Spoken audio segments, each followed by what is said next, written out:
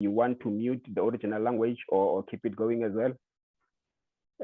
I think it's advisable to mute the original. Actually, it usually is advisable to keep it that way, so that when the person that speaks your language speaks, because there wouldn't be an interpretation in that language, to keep it that way. Yeah, I think are we all together and happy? I'm happy from my side. Just a quick reminder again, the session is going to be broadcast live on our social media platforms, that is live streaming on the SADC PF social media platforms, which is Twitter, Facebook, and YouTube, and also live streamed on the Parliament of SA social media platforms.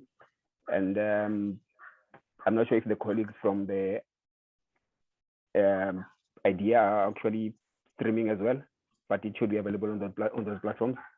And then we'll be recording this session for later broadcast on Parliament TV, which is found on DSTV channel 408. The broadcast will be done later today. Thank you very much for that. Mr. Kurasha, over to you. Thank you very much, Modise. We appreciate the housekeeping procedures. Now we hand over to Mr. Matenga, to Graham, to take us through the meeting.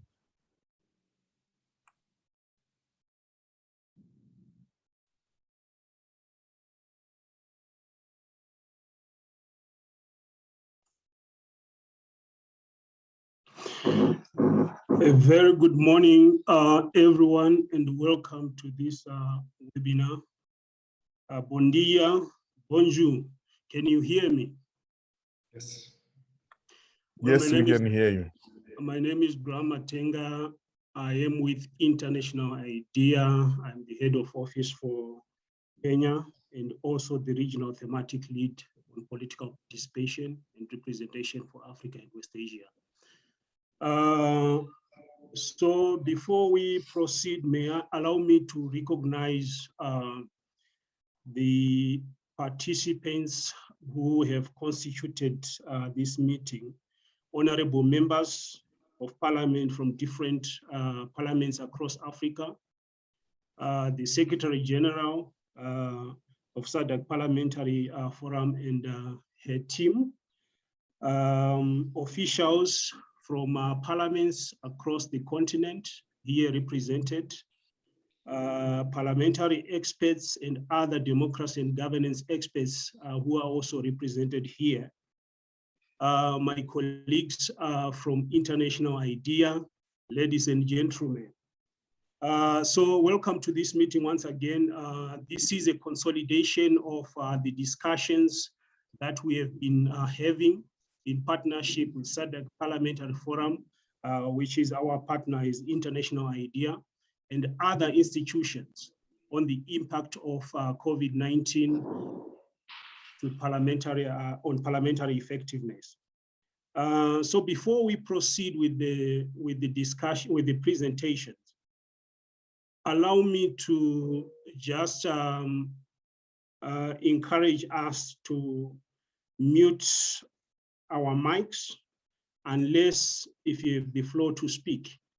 During plenary session, you can raise your hand if you want to share your contribution, and or also utilize the chat box. The raise hand function is on the reactions button at the bottom right hand screen of your screens. So thank you once again and welcome to this webinar. May I now call upon the Secretary General for SADC Parliamentary Forum, Madame Biemo Sekweme, to give her opening remarks. Graham, maybe before Madame Boemo Sekoma takes the floor, let me confirm that French interpreter is allocated ICT. I see a comment that there is no French interpretation from one of the participants. Ronald, can you attend to that, please? French is indeed assigned. Maybe then we may request the honorable participant to select the French option on the interpretation so that they are able to access interpretation. French interpreter, can you hear me? Yes, sir, I can hear you, Honorable Gurasha. I can hear you. Thank you very much. Thank you, sir. With that, we can hand over to the SG. Thank you, Graham. Thank you. Over to you, SG. Good morning. Good morning, Director of Ceremonies. Allow me to pay respect to our distinguished VIPs who are with us today. Let me recognize Dr. Roba Sharomo, the Regional Director, Africa, West Asia at International IDEA. Let me also recognize our honorable members from the SADC Parliamentary Forum and chairpersons of the standing committees that are represented here today. Allow me to also recognize the representatives of regional and international organizations who are present with us this morning for this important session. Also allow me to recognize our friend of the forum from GIZ, Dr. Adani Gebremeskel. Also let me recognize our partners from civil society organizations that are present today, representatives of the media in your diversity, also recognized staff of the national parliaments who are practitioners in the parliamentary framework, and staff of the SADC Parliamentary Forum. Allow me to just say, distinguished participants, ladies and gentlemen. Honorable members and distinguished participants, it's with immense pleasure and honor that I appear today in my capacity as the Secretary General of the SADC Parliamentary Forum to make these opening remarks on this theme of paramount importance in Africa.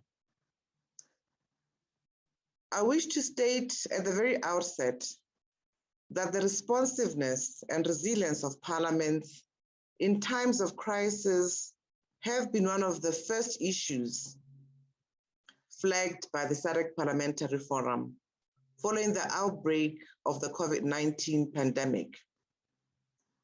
And I thus wish to thank the International IDEA for cooperating with the forum in view of further developing this theme in the form of a continental study.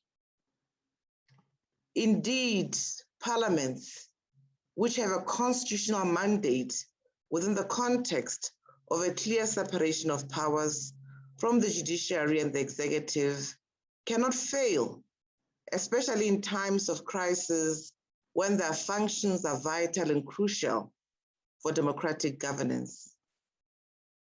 If parliaments, which are at the helm of the state, were to fail during crisis, then this would be an abhorrent to the rule of law, good governance, and would further endanger the operations of the state.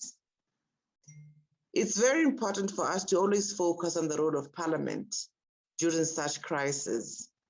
In fact, when crises beset, which affect communities and constituencies, citizens naturally turn to parliamentarians, and thus parliaments, to act as safety nets and to find immediate solutions that can be forthwith implemented.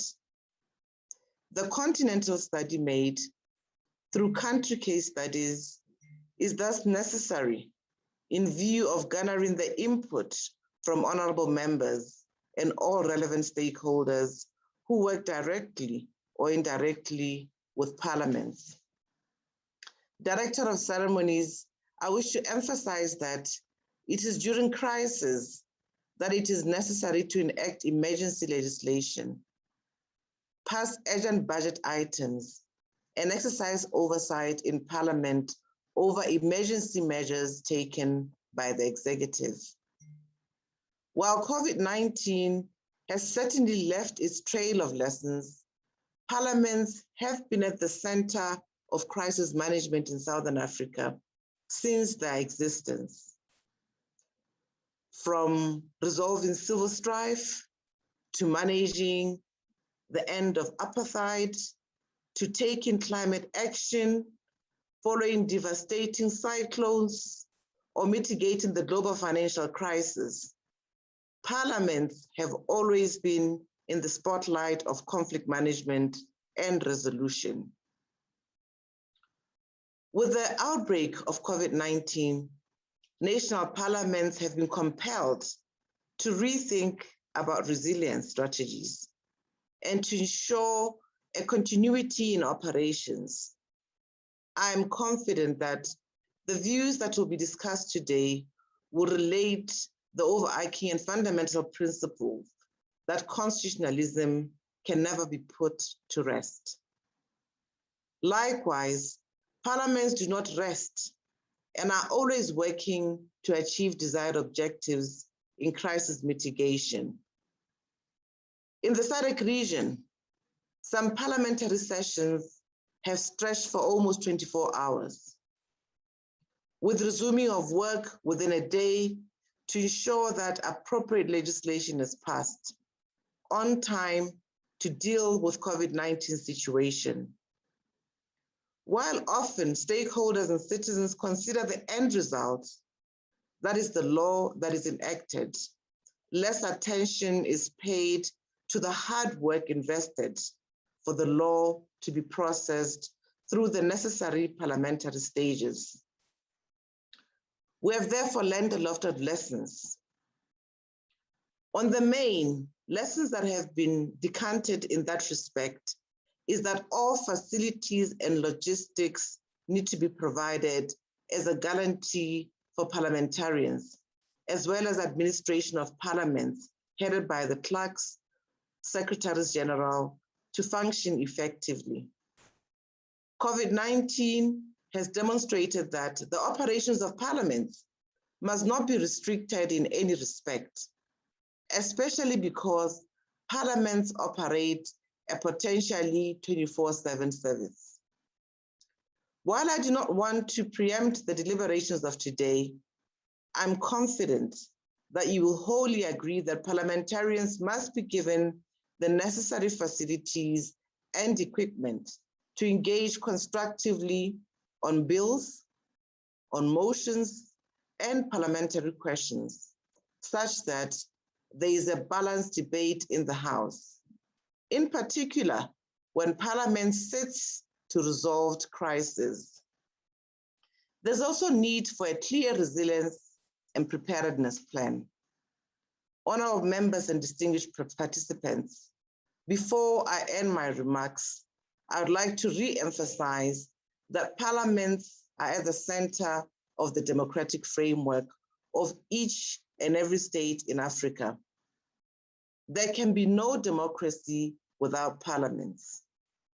When the Quorum released its statement on the International Day of Democracy earlier this year, it highlighted that the felicitous work conducted by SADC parliaments within their respective democratic framework has cushioned the devastating effects of COVID-19 and has enabled the region to embark on a progressive path of economic recovery.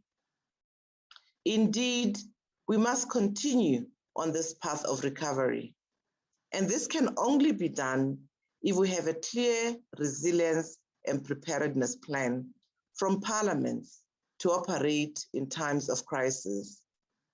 The Continental study report marks the beginning of this process.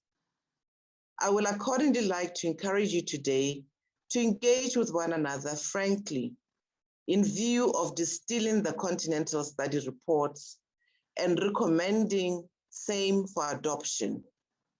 As you are aware, there's no guidelines for Parliament pandemic preparedness yet, let alone a set of guidelines for crisis preparedness. Still, we have no choice than to move in that direction, since we want to promote parliamentarism as well as interparliamentary cooperation, both of which are fundamental. Apologies. Both of which are fundamental in the work that we do, especially to the African democratic framework. In ending, honorable members, today, as we discuss this Continental reports, we mark history by standing together for the noble cause of the resilience of parliaments. Pursuant to the deliberations of today, we hope earnestly that the findings of the Continental report would lead to appropriate guidelines that can prepare parliaments for crises and conflicts to come in the decade ahead. The next time, we shall be fully prepared and democracy will no longer suffer. On this note, I thank you for your kind attention and wish you a pleasant session. Thank you, Director of Ceremonies. Thank you very much, SG. I think you raised very pertinent issues which the study will need to take into consideration as well, as we try to make a compelling case on why the effectiveness of parliaments during crisis. You raised the issues around, plans, the need for plans and guidelines for parliamentary effectiveness during crisis, which I think is very important. So thank you once again, SG. May I apologize on behalf of the Regional Director for International IDEA who couldn't be here. He wanted to be here, he's still new at IDEA, so he wanted to be here, but there was an emergency which required him to travel today. So he has delegated my colleague, Miguel De Brito, who is the head of program for Mozambique, to represent him. Over to you, Miguel. Thank you very much, Graham. Good morning, everyone. As Graham indicated, Dr. Sharamo is right now flying over somewhere in Africa on his way to the Gambia. Unfortunately, he won't be able to be with us as he wanted to. So he asked me to deliver some remarks on his behalf and on behalf of International IDEA.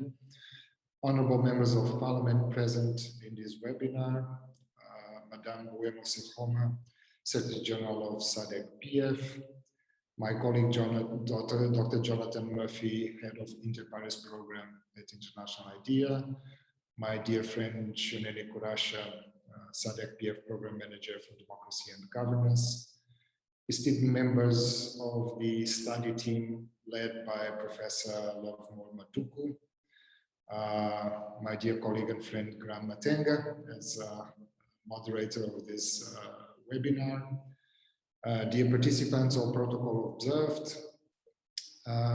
We are here today to conduct a review of this very interesting continent-wide study on enhancing parliamentary effectiveness in Africa during crisis. And this is a study that brings together two of International IDEA's main pillars of activity, on the one hand, production of knowledge, and on the other, parliamentary support. And so for that, this study for us embodies what IDEA does and what IDEA loves to support. Crises such as the COVID-19 pandemic are a challenge for any governance system, and democracy is no exception. Parliament is obviously recognized as the core institution of representative democracy. and therefore its capacity to continue performing its core duties during crisis. It's not only a test of its own resilience as an institution and as a body, but is also a test of the strength of the democratic system itself. The pandemic has led to the adoption, in many cases, of very stringent measures by most governments across Africa. And these measures, although they are necessary to mitigate the spread of the coronavirus, they have also given extended and exceptional powers to the executive branch of government, consequently creating unique challenges for the performance of parliamentary roles and functions. These functions in these times of COVID-19 have included passing laws needed to address the pandemic, but also laws that don't undermine the fundamental democratic principles and Parliament's own role as the oversight body. They also include providing effective oversight of executive action to ensure that in addressing the pandemic, governments do not overreach. And it also includes representing the voices of citizens, especially those made more vulnerable by the pandemic. The separation of powers and the interdependence between branches of government in Africa are already fraught with challenges under normal circumstances. Under a crisis where executive powers have increased exponentially and for such a prolonged period of time, this relationship has suffered an additional strain in many contexts. And this requires examination and self-reflection, which is what this study does. And this is even more important when we witness a decline in the quality of democracy worldwide, which is an issue of great concern for all of us. Since the onset of the COVID-19 pandemic, International IDEA and its partners have convened dialogues and generated knowledge products on the impact of the pandemic on democracy and governance, including on Parliament and its functions worldwide. As a part of that effort, in 2020, in partnership with SADC PF and CDD West Africa, International IDEA convened a webinar on the impact of COVID-19 on parliaments on the continent, bringing together representatives of regional parliaments and legislative bodies. One of the key outcomes of that webinar was the need for a continental study that would provide recommendations on enhancing African parliamentary effectiveness during crisis, cognizant of the fact that there are limited guiding frameworks at regional and global levels to that effect. This study, whose findings we will examine today, was ably led by Professor Lovro Matuku and a team of African experts, whom we would like to thank in advance for this groundbreaking piece of work and an exemplary case of Africans producing knowledge on Africa for Africa. We, as International IDEA, are deeply honored to have played a small part in it. We look forward to a critical review of the report findings and recommendations, and hopefully its adoption at the end of this webinar. And good luck with your discussions and deliberations today. Over to you, Graham. Thank you. Thank you very much, Miguel. I mean, your remarks complement very well, the presentation from the Secretary General, SADC Parliamentary Forum. You will notice that on the program, there was supposed to be a presentation from Dr. Jonathan Murphy, who is the head of our flagship program called Inter-Pares. It's a global program to support parliaments across the globe. He wanted to be here to share some perspectives around the knowledge product that he led to put together on the impact of COVID-19 and on parliamentary effectiveness across the globe. So, but unfortunately, he got sick. So, but I mean, this is a platform that he was looking to participate on. Unfortunately, he got sick. but we'll utilize his submissions on the overall report.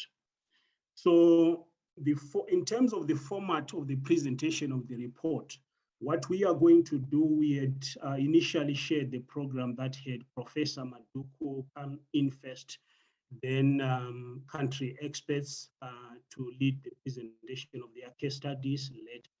But we have kind of switched that. So we'll have our country experts to present the case studies, 7 to 9 minutes. Then we'll have Professor Lavmo Maduku to give an overall presentation of his findings and recommendations. So to go in first is Dr. Natalie Labrent. Hey, my sister. I can't even pronounce the other last name. So she led our research for South Africa. She is currently the researcher at the Parliament of South Africa.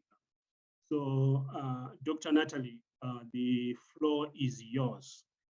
You have your 9 minutes. Okay, thank you very much, Program Director, and good morning, honorable members of Parliament and distinguished participants. My name is Natalie Labrant-Loxton, and yes, I'm a researcher at the South African Parliament, and I'm also a research associate at the University of Johannesburg. I will just share my screen with you quickly.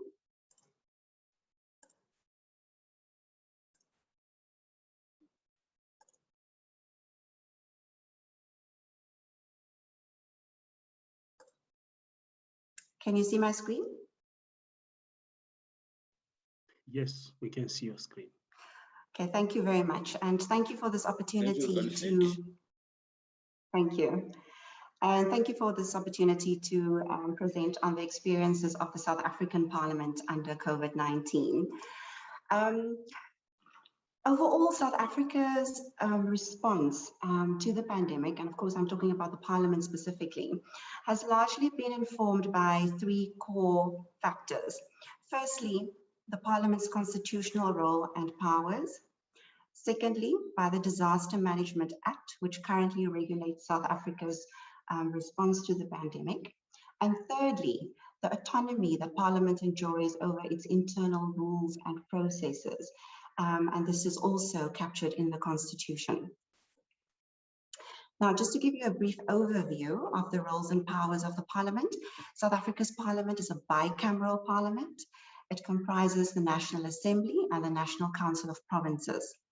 Now, these 2 houses have similar powers, but also distinctive ones. For instance, it is only the National Assembly that is mandated to choose the president, while the National Council of Provinces specifically needs to ensure that provincial interests are considered at the national level when it comes to lawmaking. However, in terms of their general powers, they both are involved in the lawmaking process. They both need to ensure that they provide a national platform for issues to be publicly debated.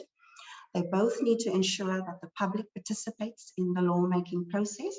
They need to ensure that the public has access to their meetings and their documents. And also, they both have the authority to make their own rules and orders and to determine their own internal proceedings.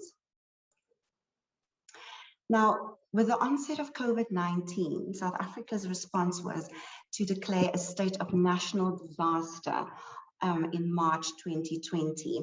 And this has been regulated by the Disaster Management Act, which is still in operation. Essentially, it allows a member of the executive, currently the Minister of Cooperative Governance and Traditional Affairs, to oversee the operation of this act. This minister is allowed to announce regulations in terms of this act. And according to this act, we have different levels of lockdown depending on the perceived risk to the country. So when the state of national disaster was first announced in March, South Africa was in lockdown level 5. We are currently still under lockdown, although in lockdown level 1. So with this initial announcement of state of national disaster, Parliament suspended its program as a precautionary measure under lockdown level 5.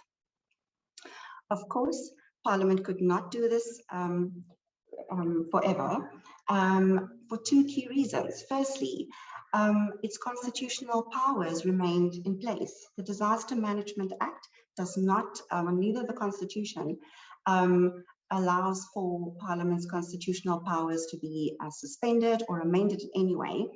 And secondly, the lockdown regulations actually classified members of Parliament as an essential service provider. So for these two key reasons, Parliament was actually obligated to adapt to the COVID-19 situation. So the interventions that Parliament undertook can be grouped as follows. There were political interventions, this mainly entailing adopting the necessary rules and processes for virtual or hybrid meetings. And then, of course, the administrative interventions, those or developing those policies and implementing them to ensure minimized risk and exposure for all people involved in the business of Parliament. I'd like to just zoom in briefly on the political interventions.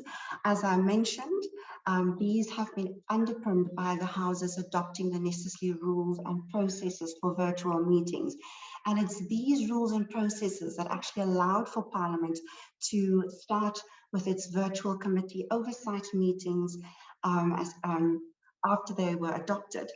And this actually started with the Minister of Health briefing the Portfolio Committee on Health on South Africa's response right at the beginning, and eventually it moved to involve more departments briefing more committees that on the country's response. And of course, this expanded later to also then include hybrid committee oversight. Parliament also was involved in adopting a special budget specifically related to COVID-19. This budget is called the Supplementary Budget that was tabled in addition to the usual annual budget and medium-term budget. Parliamentary committees on finance vigorously interrogated this budget. They ensured that there were hybrid public hearings on it. The public was able to comment and input into it before it was adopted. And also after its adoption, the parliamentary committees on finance have received regular briefings on the budget's implementation, specifically related to allegations of COVID-19 corruption that has surfaced. Parliament also was able to hold virtual plenary sessions. At first, of course, this has also then expanded to include hybrid plenary sittings as the level of risk was reduced. Public engagements has also continued, first virtually, but now that's also done hybridly. Some of them are physical. And here, of course, I'm referring to public hearings. I'm referring to the annual Women's Parliament, the annual Youth Parliament that have all taken place hybridly. Then the constituency work, because of the lockdown, constituency work was delayed by a month. But from June to 2020 to July 2020, but this did take place as well, of course, under safe government regulations. And then, of course, Parliament also continued its work in terms of parliamentary diplomacy, where it participated in meetings of the multilateral parliamentary organizations that it is a member of. And these, of course, include the SADC Parliamentary Forum, the Pan-African Parliaments, the Interparliamentary Union, and others. And the idea essentially was to engage with other parliaments, learn from their experiences, share knowledge on how best to operate under the circumstances of the pandemic. And none of this could have taken place without the necessary technology. Of course, Parliament has a TV channel on DSTV 408 where all its meetings are broadcasted, and Parliament also makes use of social media platforms like Twitter and YouTube to live stream its meetings. These, of course, have been in place even before the COVID-19 pandemic. This picture here, I would just like to share with you to show you what the very first hybrid plenary session looked like. One can clearly see members of parliament observing social distancing and some members connecting to the National Assembly virtually. And yeah, it definitely looks very different to what it did in pre-COVID times when this chamber used to be full. Here are some pictures of how Parliament adapted. Here you can see that by the 15th of May 2020, this was 2 months after the lockdown was announced, Parliament had held its 100th virtual meeting. And actually, by the end of December, more than 1,200 committee meetings have been held at Parliament, this by National Assembly and National Council of Provinces committees jointly. At the bottom here, this is the Youth Parliament that was held in a hybrid fashion. This was held at the parliamentary precinct. You can clearly see students are observing social distancing. They are wearing protective masks, and technologies were also used to ensure that it can take place in a hybrid fashion. At the top here, this is a current public hearing that is taking place. It is off-site in a different province from the Western Cape where Parliament is located. Members of the public are participating, and they are observing social distancing measures and are participating safely. Of course, and then very significantly, members of cabinet, including the head of state, who's been throughout the lockdown period, been expected to answer questions in both houses, the National Assembly and the National Council of Provinces. And here is an example of the head of state doing just that in the NCOP, and this was of course live streamed on a news channel called ENCA. So to conclude, various recommendations I think emerged when considering South Africa's experience under COVID-19. The first is really the importance of Parliament having legal autonomy over their internal rules and procedures to adopt swiftly to crisis situations. And of course, this cannot be done without Parliament actually exercising that autonomy and power to do it. So they have to adopt special rules to function under extraordinary circumstances, as was done in the South African case. Utilizing technologies has been absolutely crucial in the sense that it has promoted transparency of the government's crisis interventions, because the public was able to see the questions that members of Parliament were asking cabinet members and departments. It has led to expanded public access. These meetings were all live streamed on various public platforms, allowing for that access.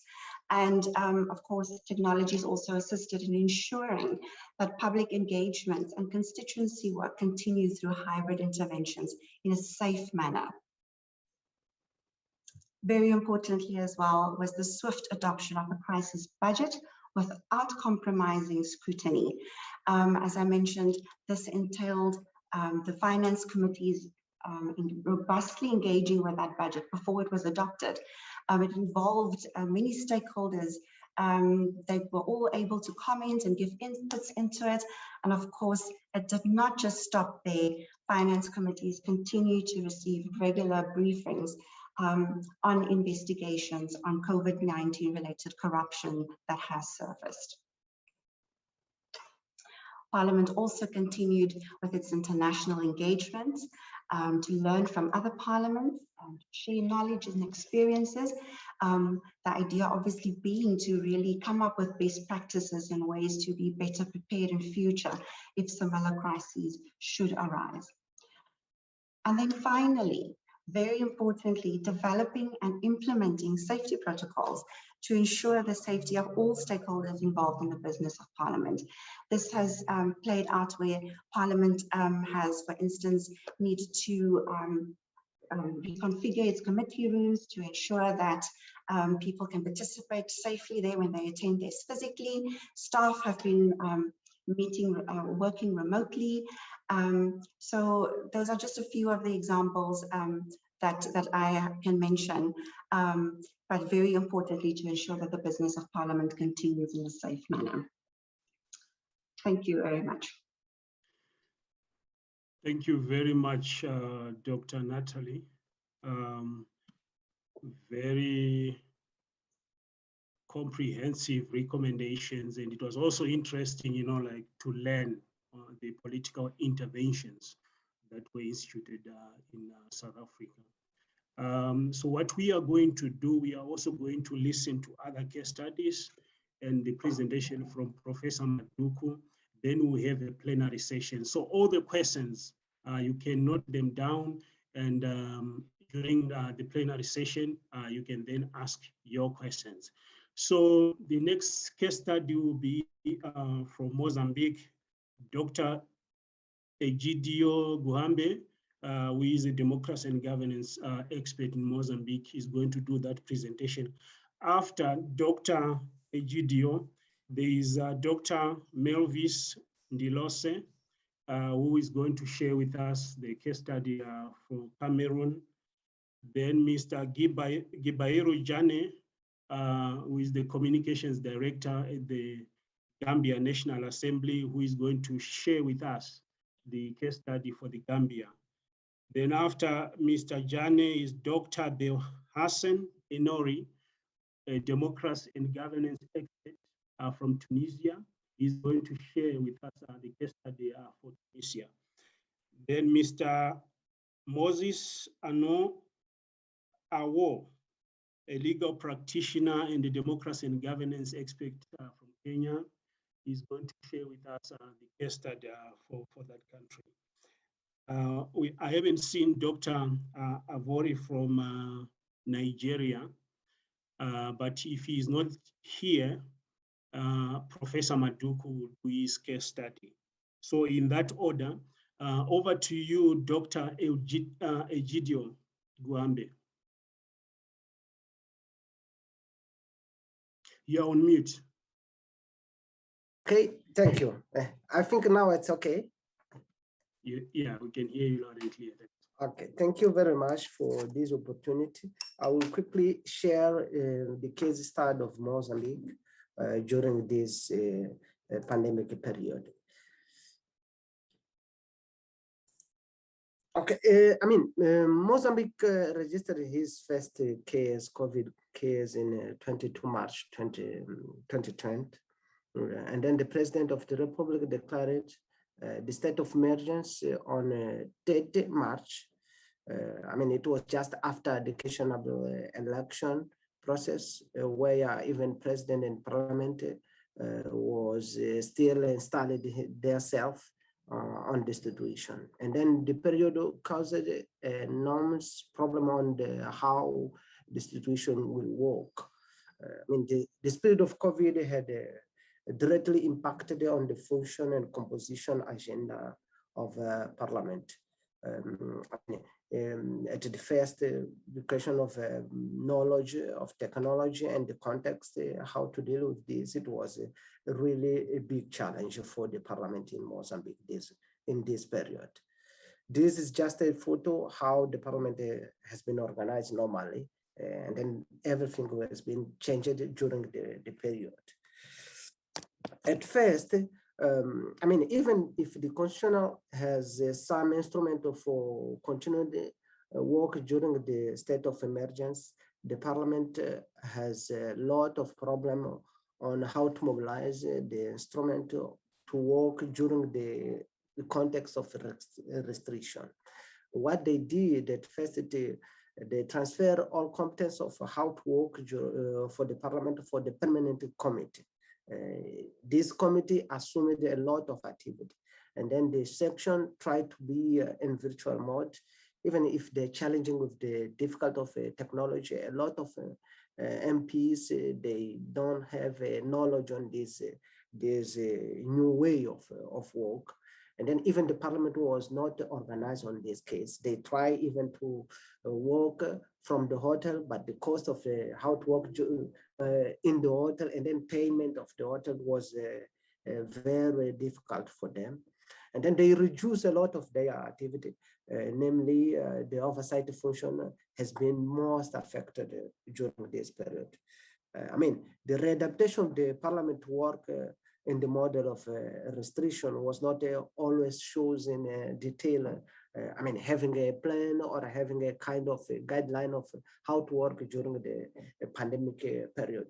Some activity has been added during the context and then the gravity of the crisis.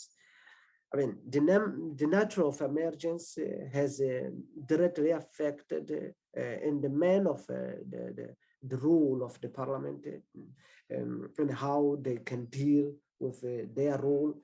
And then during the period where they are just getting in the parliament. I mean, the national legal framework for the crisis is we can say it's a very limited, even if the constitution have a little bit open situation to interpret it. It was a very difficult for them to quickly make it very useful for them and then continue it without a lot of problem. Just to make you just some example, I mean, they even approved some instrument to deal with the public calamity during the period. And then, for example, the period of extension of a state of emergency was not even previous. I mean, it was not I can say it was not in the provision of the constitution or other instrumental for how the parliament can work. The main juridical regime for managing risk and disaster was being approved for this law. It was after 2-3 months after the start of the state of emergency. We can say in general, like Mozambique constitution does not completely define the juridical framework on how the parliament should work in time of crisis. And this is why a new law had been approved. However, the law brought incongruence to some parliamentary function. The most, the oversight function has been more affected by the context. I mean, they try to get the quick response for the contest. For example, they tried, as I mentioned before, the approval of the law. And then even this approval of the law has a lot of difficulty. It was namely the executive power who proposed this law, because the parliament was new in their function.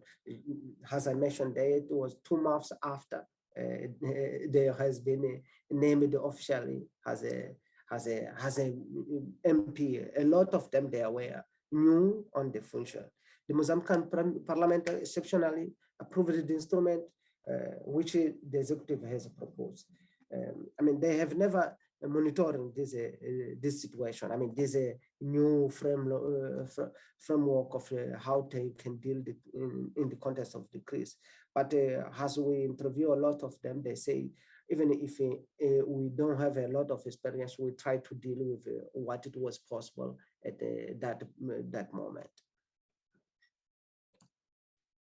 I mean, the overall impact, we can say, in the legislative function, the function was very limited, and despite some amendment they approved, the problem was continued. And the legislative function just work in the very, very basic functions. In the oversight, they work with a lot of restriction. Most of the oversight tasks previously excluded has been, has been let out. And then, for example, they mentioned that they planned 21 work of visit of a different executive or minister, and then they cut a lot of their agenda. And they work just a little and limited on what it was related with the COVID context. So for example, monitoring the public health, monitoring how the government or the executive is dealing with the COVID, not their function as normal. In the representative function, this was a very restrictive. A lot of civil society organizations which work with the parliament, they told us that they get a lot of uncertainty of how to work with the parliament, because the parliament was a little bit not very well organized to challenge with the COVID context. In general, we can say in the context of a serious limitation of parliamentary function, and then the budget was cutted, and then no exceptional budget for this period. And then the parliament was working just in the essential activity. As conclusion, we can say the COVID pandemic has drastically altered the routine of the parliament in Mozambique, and then affected seriously how the parliament can work. The Mozambican parliament was not able to quickly provide a strategic response to ensure in main legislative oversight and representative activity. The parliament focused on producing a framework instrument to cope with the spread of the coronavirus, not with their normal activity. With limited activity, the parliament was unable to maintain its agenda, already affected by the financial cut caused by the COVID, because when the COVID started, a lot of budget was cut to make it directly to the COVID situation, not for the normal function.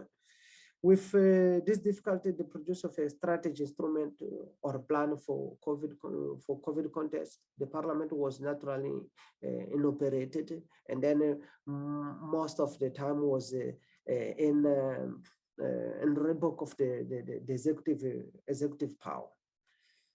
As a recommendation, we can say to improve of methodology with necessary meaning for virtual section. For example, the main problem of dealing with the context is a virtual process. It was completely impossible to work remotely for a lot of MPs. And then maybe develop the strategic instrument or plan that is systematically can give the orientation about how parliament can deal with or conduct activity in the context of conflict. And maybe we are thinking on how to get something like a guideline for the conflict, for the crisis, and then maybe to give you another Mozambican situation. So Mozambique is now fighting with the other conflict, which is a military conflict related with the insurgents in the north of Mozambique, and then they don't have even the instrument for work with this kind of crisis. The parliament should eventually create a commission to specify monitoring moment of decrease in order to guarantee the social assistance and communication with the population which is affected. Maybe it could be good for them. And then keep and modernize the parliament room with furniture and the technology. Furniture, for now, it's completely impossible to work virtually or remotely from the parliament because they don't have a lot of material for this kind of work. Maybe develop a digital instrument for monitoring government activity during the period, because a lot of their activity during this period was strictly affected and limited on how to work during the period. From here, I can say thank you. Muito obrigado, Dr. Guhambe. Thank you very much for your presentation. And I think we can now we can even see, the varied levels of response when you compare with the first presentation from South Africa. You highlighted several weaknesses, including unclear legal framework and how parliamentary roles such as oversight, representation, and legislative have been affected during this period. So thank you very much for your presentation, and thank you for the recommendations that you put across. Allow me now to move to Cameroon. Dr. Melvis Ndilose, my sister from Cameroon. She is our technical expert from International IDEA, who is currently seconded to the African Union Political Affairs, Peace and Security Department. So she's joining us from US. I think it's around 4 a.m. or very early in the morning. Hello, Melvis, are you here? I can hear you, yes. Yes, you can go ahead with your presentation. All right, good afternoon, everyone, and thank you so much for the opportunity to be part of this this discussion. It's very important around the role of the parliament, and just for the opportunity to share the Cameroonian experience. I had requested permission to, in the circumstance, to just do my presentation without, I don't have a PowerPoint presentation to share, and I would, in the circumstance, have my video off with your permission. So I would like to begin on Cameroon's experience by highlighting the scope of the pandemic, Cameroon's experience with the pandemic, before narrowing down to the role of the parliament, building on its mandate and the different actions and measures that the parliament took to address the situation. As of, between January 3rd and November 1st, January 3rd, 2020 and November 1st, 2021, a total of 104, a little over 104,000 cases were recorded in Cameroon, and a little over 1,700 deaths. This at some point was the highest in the Central African region, and the current situation is we currently have a weekly infection rate of about 200 persons per week. Like many other countries, Cameroon was unprepared for this pandemic, and it exposed or either revealed or amplified several governance deficiencies, and it was a real test to its democratic institutions, their effectiveness, especially and including the parliament. So the government of Cameroon, once COVID hit, reacted like many other countries, assuming full gamut of the executive, closing borders and businesses and schools, and mass restricting and limiting interurban transportation, instituted a curfew, deployed security forces to enforce prohibitions, obliged mask wearing and imposed social distancing requirements. In the middle of this, the parliament was faced with the big question of what the legal basis of its own contribution in addressing this situation.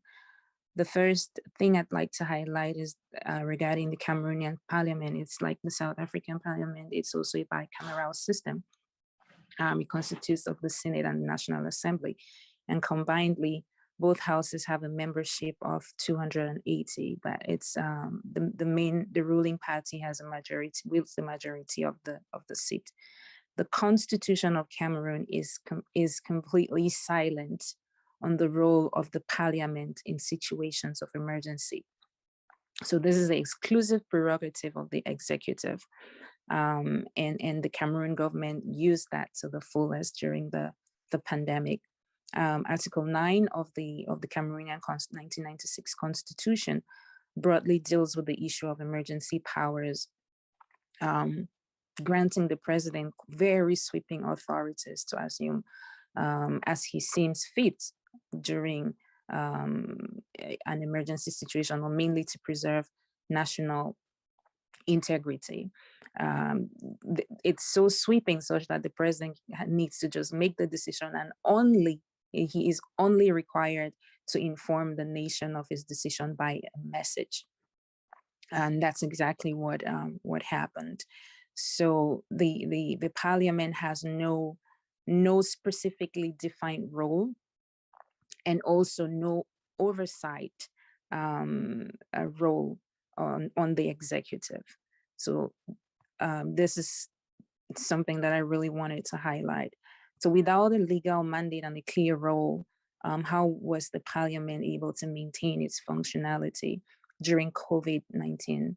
And how was it, to what extent was the parliament able to exercise accountability and other oversight action of the government? So assessment of the parliament's functions builds on 4 baseline functions outlined by Murphy in his 2020 publications, and these include decision making, especially with regard to the crisis, demonstrating leadership in their performance of constitutional functions, role modeling for the rest of the nation, and as well as protecting themselves collectively and individually as representatives of their constituencies. So we've already stated that they have no constitutionally prescribed role. It's silent on that. But with regards to role modeling and other aspects, the parliament adhered to the government's social distancing measures, and during its ordinary and extraordinary sessions that were held.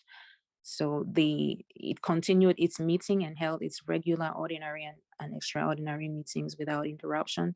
They only relocated to a bigger conference center to be able to enable that to happen. And this, for instance, is contrary to the steps that was taken in other Central African countries such as Gabon, where parliamentary committees sat in limited numbers, and their proceedings were also limited to issues that were considered to be of absolute necessity. In other countries as well, the parliamentary activities grinded to a halt, but at least in Cameroon, the parliament maintained remained operational, holding sessions, and it prioritized COVID concerns on its agenda. So all the requirements of mask wearing and all of that were respected. But some members, there was some criticism as far as this is concerned, and I could highlight that later. The parliament also approved budget, a special budget for the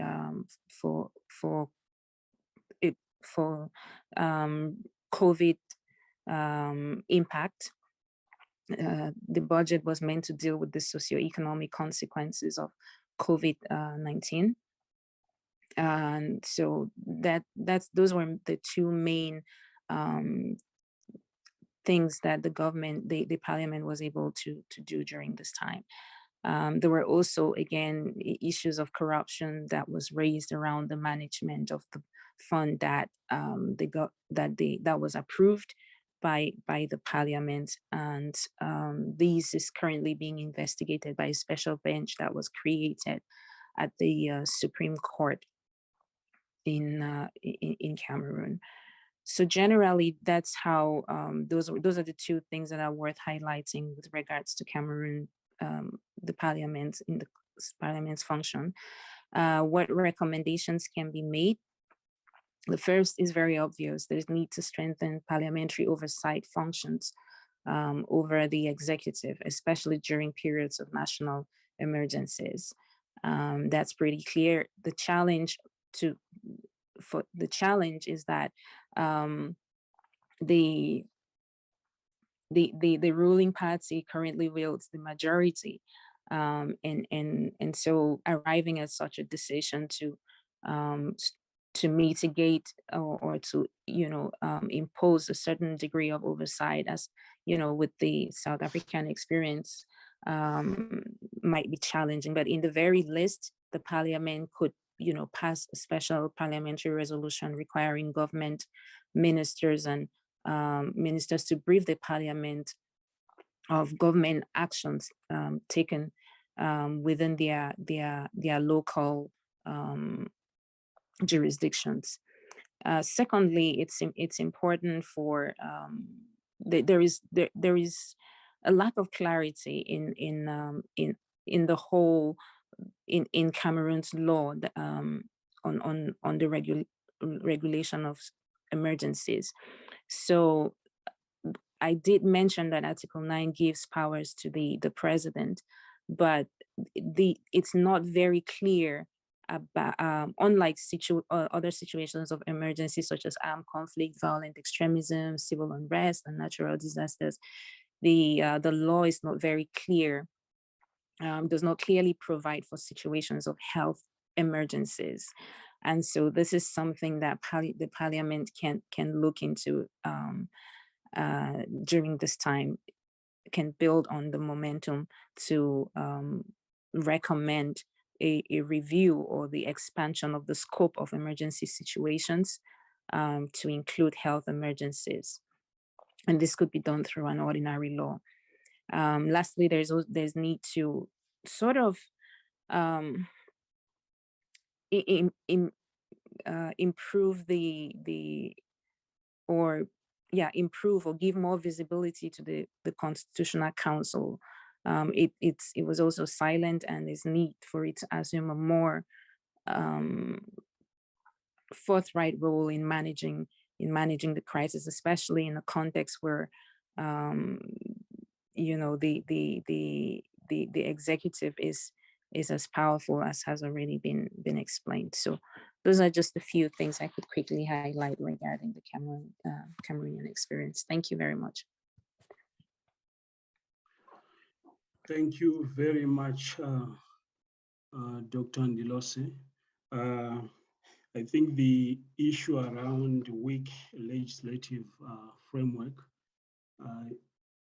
building from Mozambique, Cameroon, and I'm sure Professor Maduk will touch on the implications and what has been some observations, across the continent, in terms of the implications of weak oversight functions of Parliament across the continent. So thank you once again.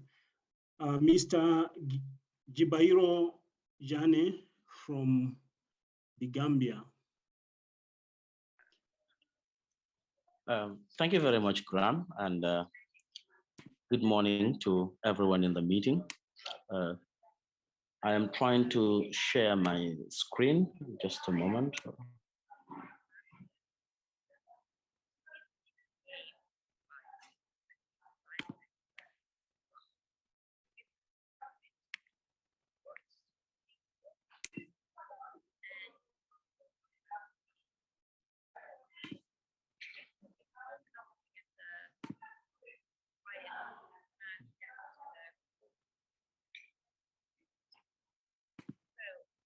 Okay, just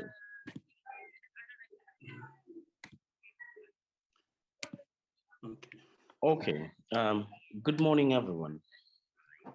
What I will quickly be doing is to first give you a rundown of how these slides will look like. We're going to look at an introduction of the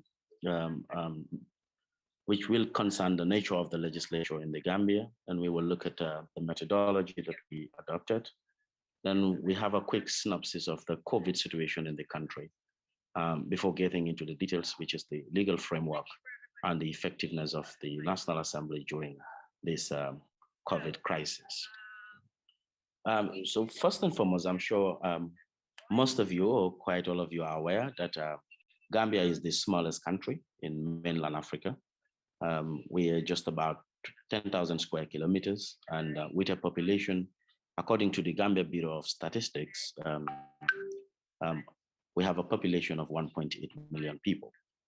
We also have a presidential system of government. Of course, within the principles of separation of powers, because you have the executive branch, you have the legislature, and have the also has a unicameral legislature.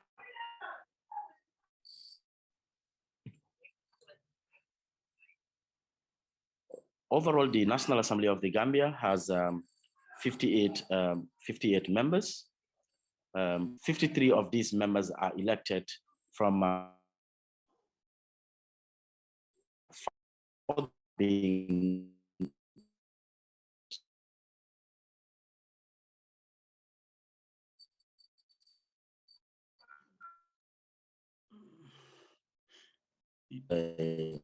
Speaker of the National Assembly are being.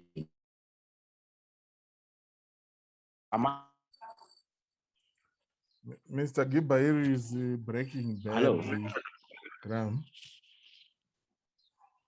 Can I be heard now? Yes, we can hear you now, but you're breaking off. Yes. Kindly proceed. Okay. Please alert me when I am breaking. So you are on the 4th slide. Yeah. Thank you.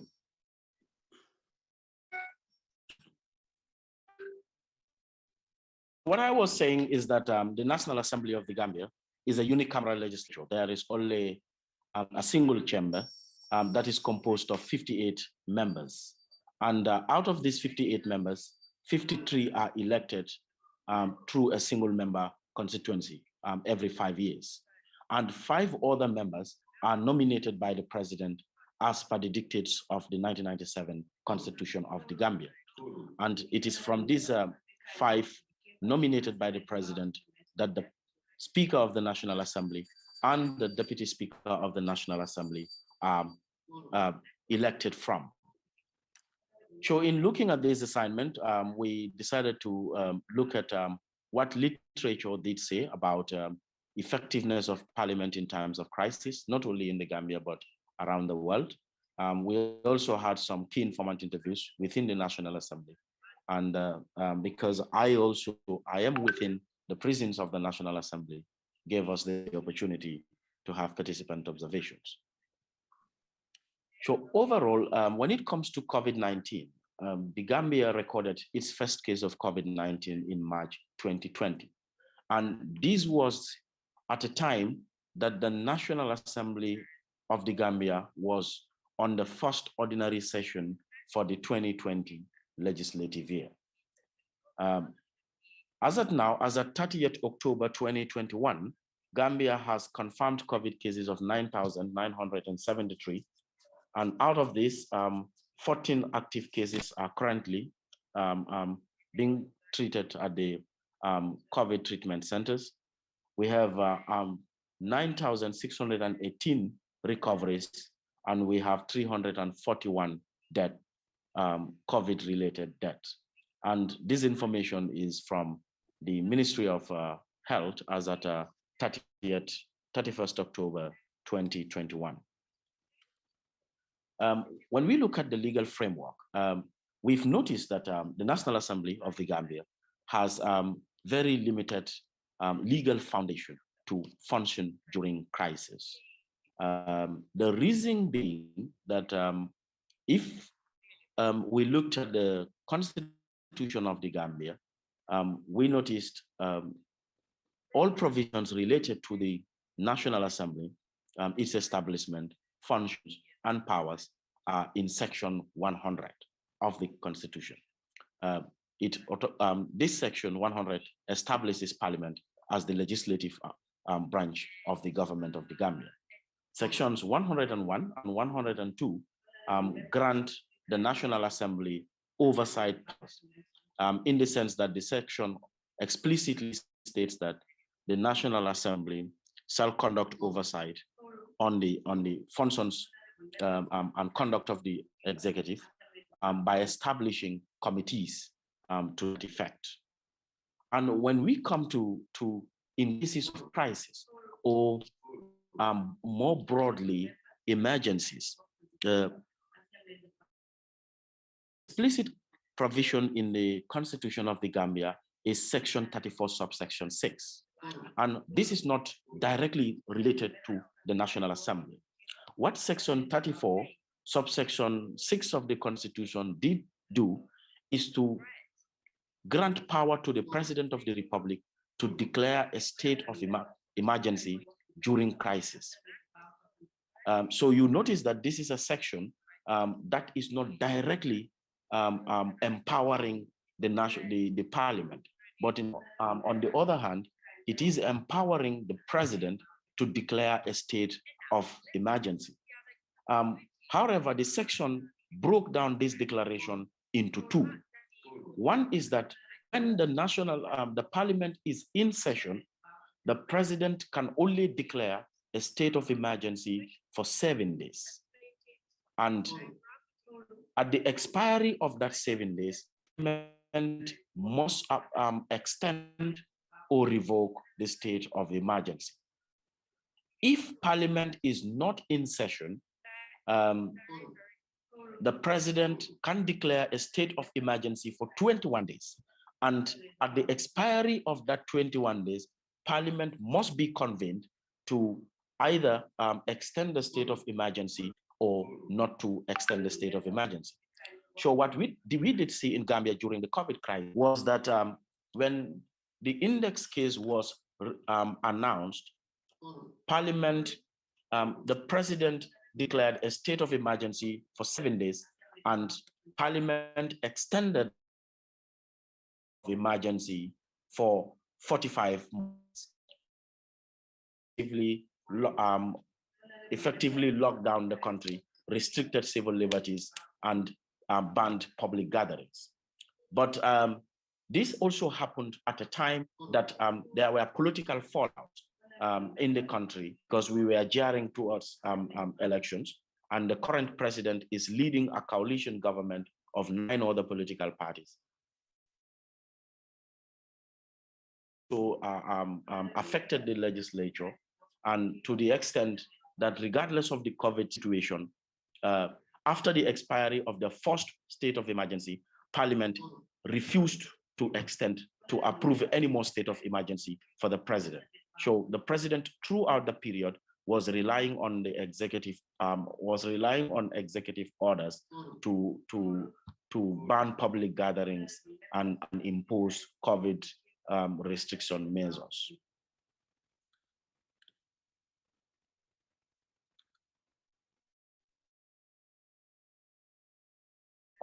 The Gambia. First, what we did is you're breaking off. The legislative capacity of the parliament.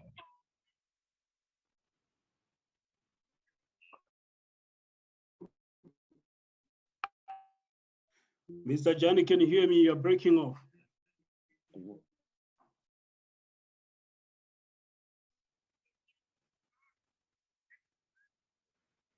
Hello?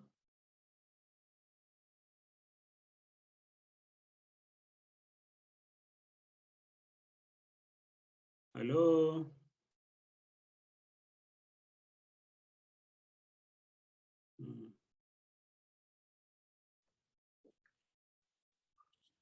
I propose that we move to the next while we try to reconnect with him so that we don't lose time. Yeah, I think he's even dropped off. Okay, I will let him know that maybe he can come later. Graham, am I still breaking? I am back again. Yeah, maybe you can walk us through without a video. Can I be heard now? Yeah, we can hear you without a video, I think. Okay. It seems your connection is weak. So. Yes, but I have just switched connection, so I don't know if I am heard. Yeah, I can hear you now, and I'm sure everyone is hearing you. Kindly Everyone proceed. can hear me. Okay. So as I was saying, when we look at the overall impact of COVID-19, we notice that it has significantly affected the legislative capacity of the parliament. Because when COVID started in the Gambia, parliament was in session and parliament has to break.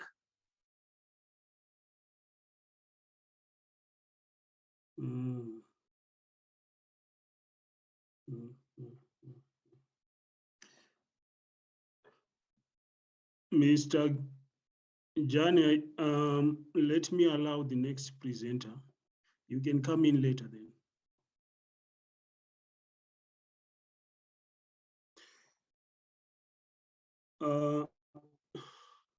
Dr. Belhassan Enori, are you here? Yes, I am here. Good morning. Yeah, good morning. I don't know what time it is in Tunis right now, but great to have you here. Yeah, so you can proceed and present the Tunisia case study. Thank you very much for this invitation. What I am going to talk about is maybe something of history, because since 25 of July, the President of the Republic decided to dissolve and freeze the parliament. So our case study focused on the period of 2020 and the first half of 2021. During that period, there was a huge sanitary crisis in Tunisia. We reached a point of an average of 100 persons dead per day for COVID. So the crisis of the health crisis was accompanied by multiple economic, social, and structural problems, and even institutional problems. There was a lot of debate, a lot of discussion.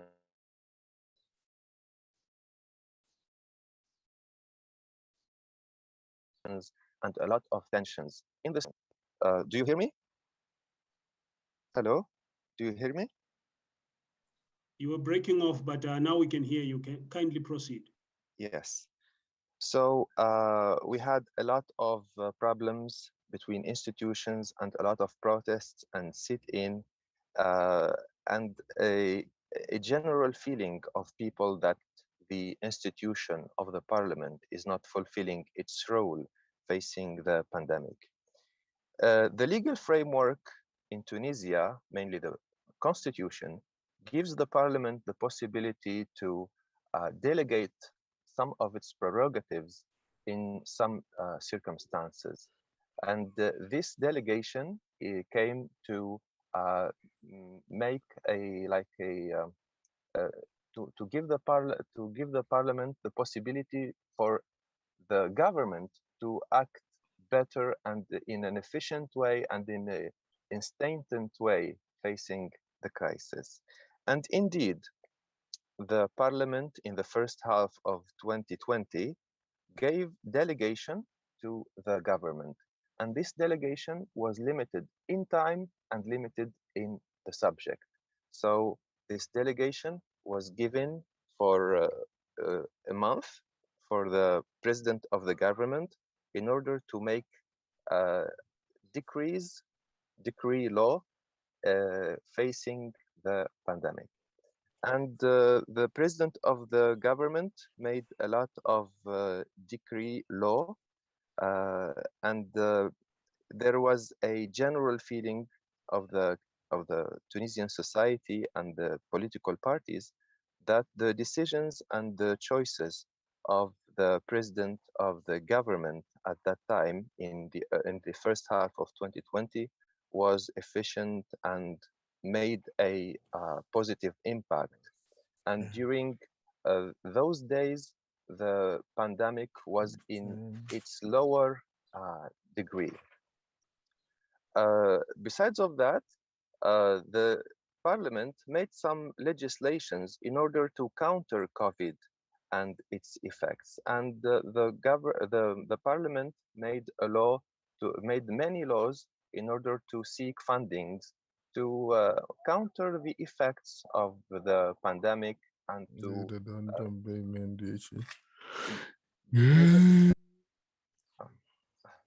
so the Parliament made some legislations in order to make like fundraising to counter the COVID, and made laws to enter into the COVAX agreement, etc. So the Parliament also created a cell of crisis in order to ensure and guarantee the continuity of the parliamentary work. And this crisis cell was created in order to follow the evolution of the pandemic and to hear the government and its representatives and experts on matters related to COVID. And also this parliamentary cell crisis made some recommendations, and those recommendations were adopted by the parliament. Unfortunately, the recommendations and their adoption in the parliament was altering and was in contradiction with many laws. So this cell of crisis initiative was not favoring the rule of law, because it was created without a text that gives the possibility to create it, and its decisions were adopted not in format of laws, but in format of decisions of the parliament. And the decisions of the parliament have no place in the pyramid of laws in Tunisia. So the parliament continued to make some plenary sessions by internet, by distant plenary sessions, and this helped the parliament to move and to review some laws and make debates, and even the commissions of the parliament continued to work in person and by virtual tools.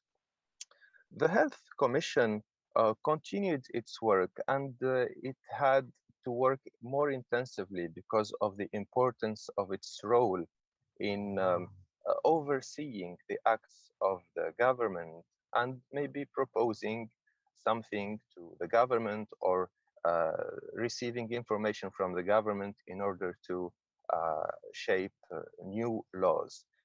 During that period, there was talks about the enactment of a sanitary crisis law, which may give the government and the parliament more prerogatives in order to be a little bit more flexible when combating the crisis.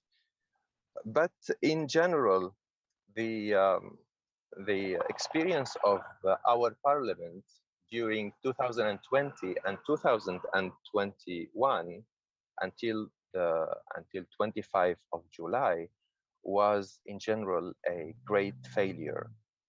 And this failure and this mismanagement of the pandemic resulted of an ability of the government to move and to make measures because of the bureaucratic hurdles that face the administration and the laws that need to be abided while the government and the executive branch and the administration is working.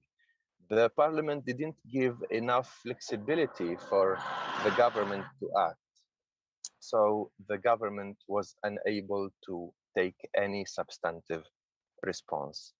And due to this mismanagement, we arrived to a peak of deaths of 100% per day for a lot of time.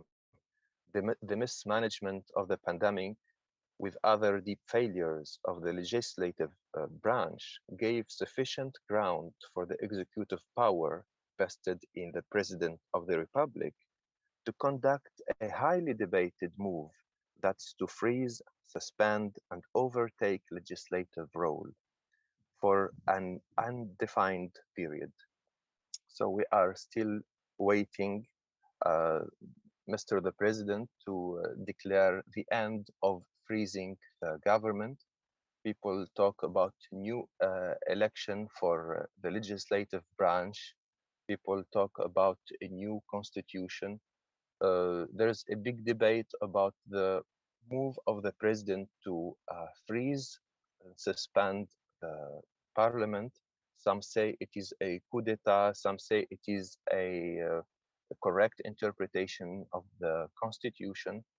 So unfortunately, our recommendations now are no longer able to be applied, since that the parliament is no more existing. But we recommended when we wrote our paper that there is a need for a better parliamentarian environment.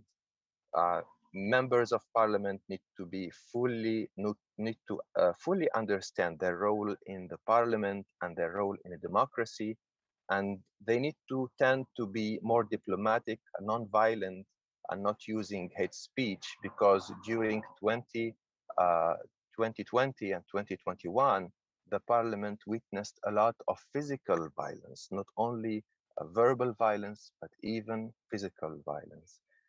The work of the commissions need to be more methodological and more scientific. The commission need to classify the ideas and to know how to exploit the ideas and to use the social science methods in order to take the information and try to transform the raw material of the information into a good bill of law that can make a difference. We also recommended that there is a need to establish the constitutional court, because today we don't have a constitutional court, and this gave the president of the republic to impose whatever interpretation he decides of the constitution. So he interpreted the constitution in a way to freeze the parliament, and we do not have still an established constitutional court, although the constitution say that Tunisia needs to establish a constitutional court. So we need a constitutional court to verify the acts of the president of the republic in times of crisis. We would like that the president do not convert himself into a despot in the name of crisis. We also think that it is good to amend the internal rules of the parliament to permit a fast-track way to enact ordinary laws, because it is today very heavy to enact laws. There is a lot of time span, that periods and deadlines that need to be respected, and there's a lot of bureaucracy inside the parliament. So we would like that the parliament creates for itself a possibility for a fast way, a faster track to make laws. So we also suggested that the crisis cell needs to be dissolved, and the parliament needs to get enough courage to give delegation of its powers to the executive according to some conditions and some standards. So, and also I concluded that the parliaments need to create a platform, an electronic platform, in order to make it secure, safe, and people can, citizens can also participate in this application, in this program, in those electronic debates, because we witnessed that the online debates are not all published, are not all broadcasted by TV, and this reduces the visibility of what is happening inside the parliament. So I conclude that maybe if the parliament didn't mismanage the crisis, maybe the president cannot have the pretext or the justification to make what he made.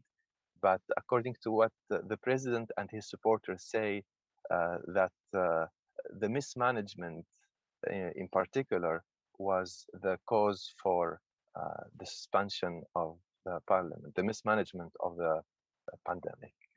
Thank you. Thank you, Dr. Belhassan. Thank you. You shared some very interesting perspectives. I think it builds on the challenges around the legal framework, which has been also shared by previous presenters. Very interesting recommendations as well.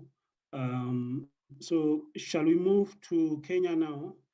Mr. Moses Owori. Moses, can you try to stick to 9 minutes, please? We are running out of time. Thank you, Graham.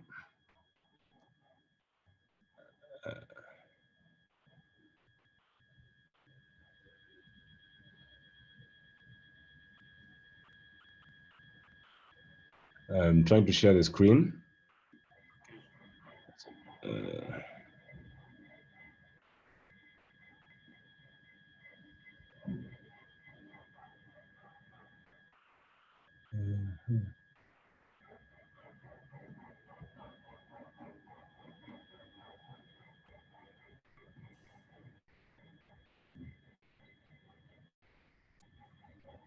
I don't know. I'm having challenges sharing the screen, but I can send you my PowerPoint. Just get. Do you have pictorials or graphs that you wanted to present? You can proceed. It's just a PowerPoint. It's just a PowerPoint presentation. No, yeah, you can proceed.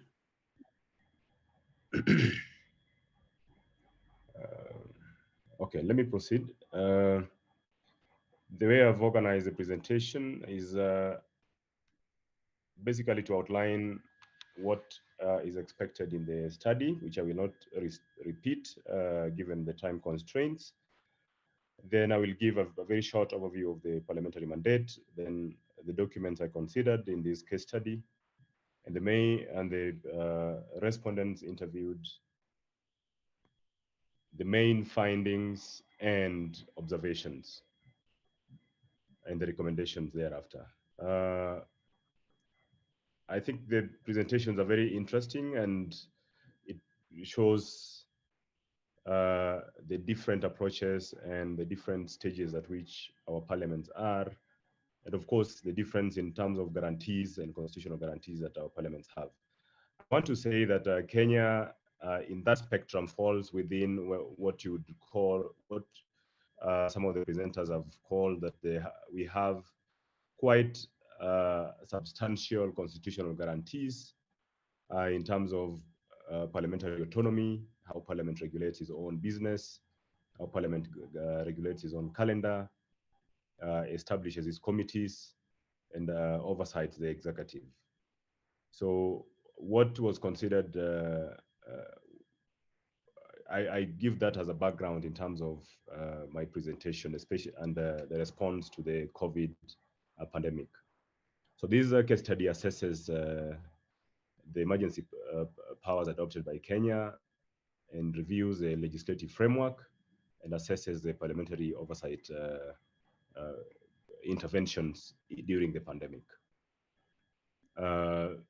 If you look at the Kenyan, why I say that we fall towards the spectrum of quite substantial autonomy of the Kenyan parliament, I think COVID happened at a time when the Kenyan parliament has undergone quite a long period of reform that began around the 2000s with the enactment of the Parliamentary Services Act of 2000 that re-established the Parliamentary Service Commission and gave it quite substantial authority in terms of autonomy.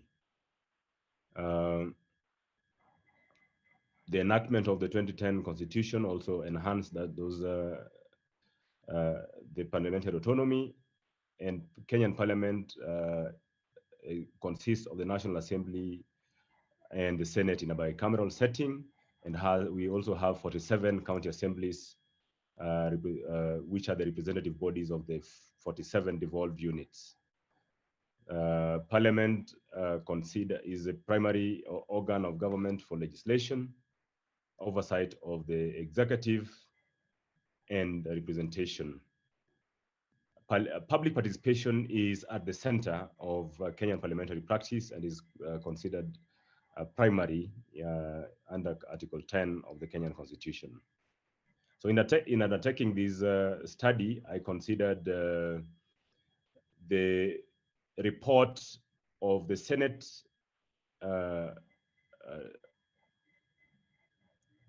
established an ad hoc committee to comprehensively look at the response to the COVID-19 situation in 2020, shortly after the identification of the first cases in the second week of March of 2020.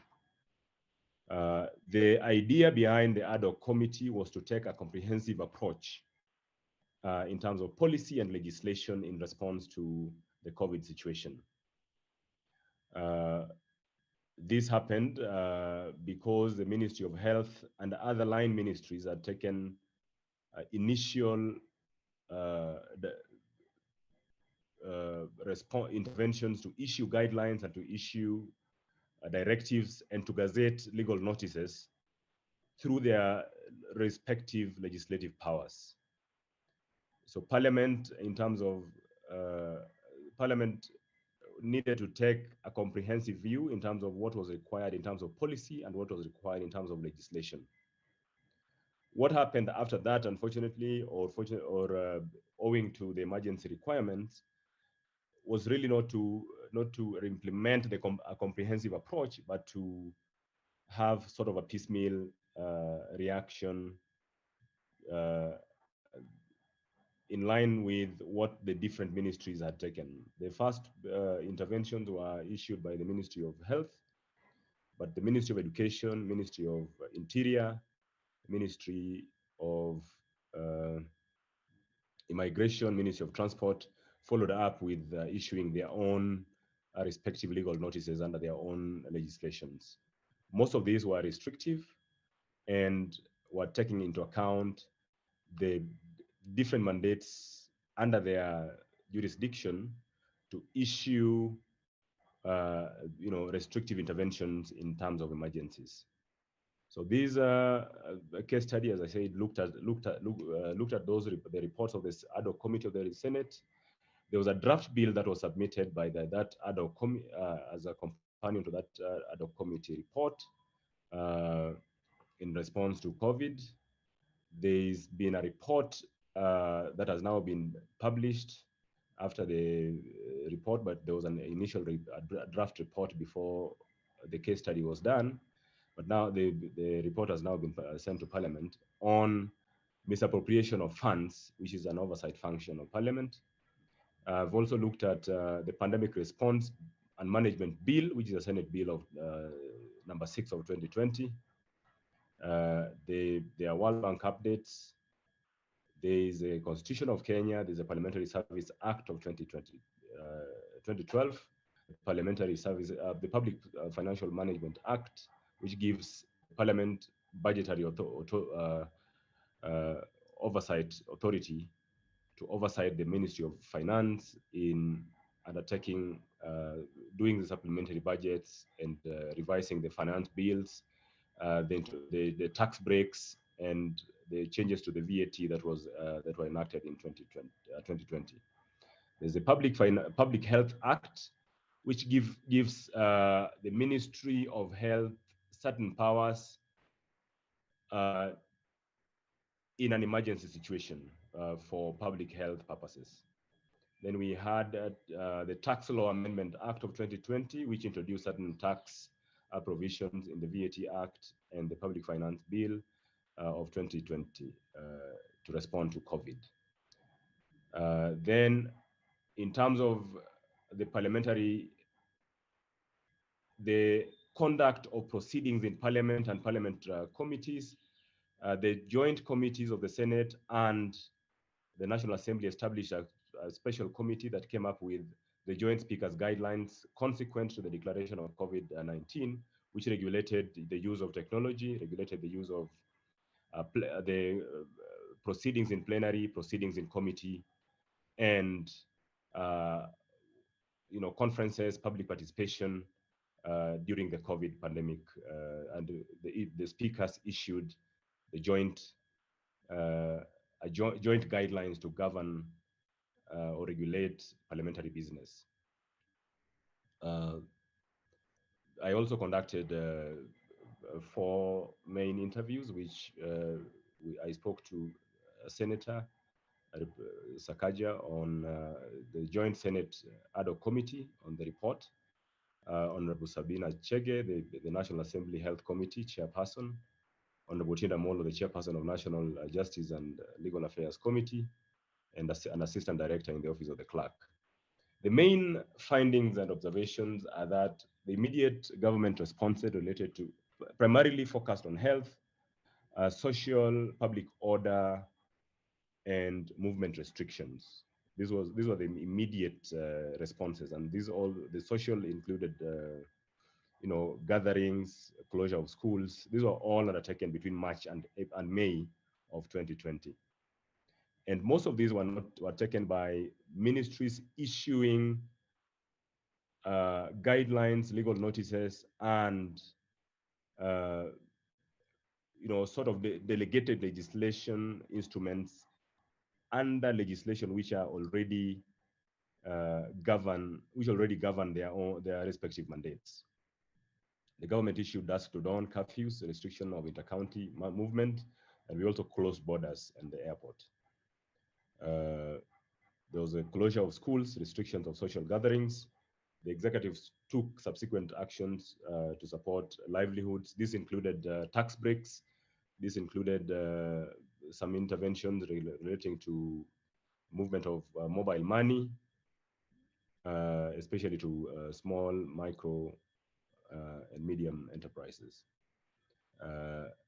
and lifting some taxes. There was the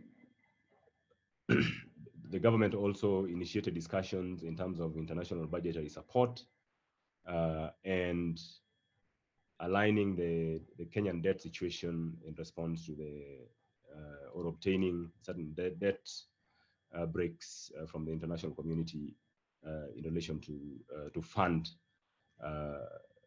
the COVID situation.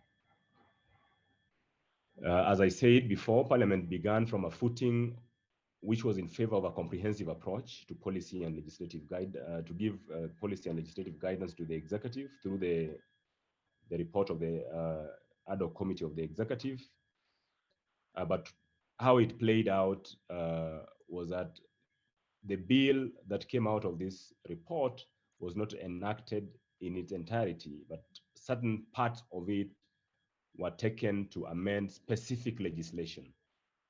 For instance, the Finance Act of 2020, the VAT Act, the Tax Laws Amendment Act of 2020, instead of amending sort of one comprehensive legislation or policy.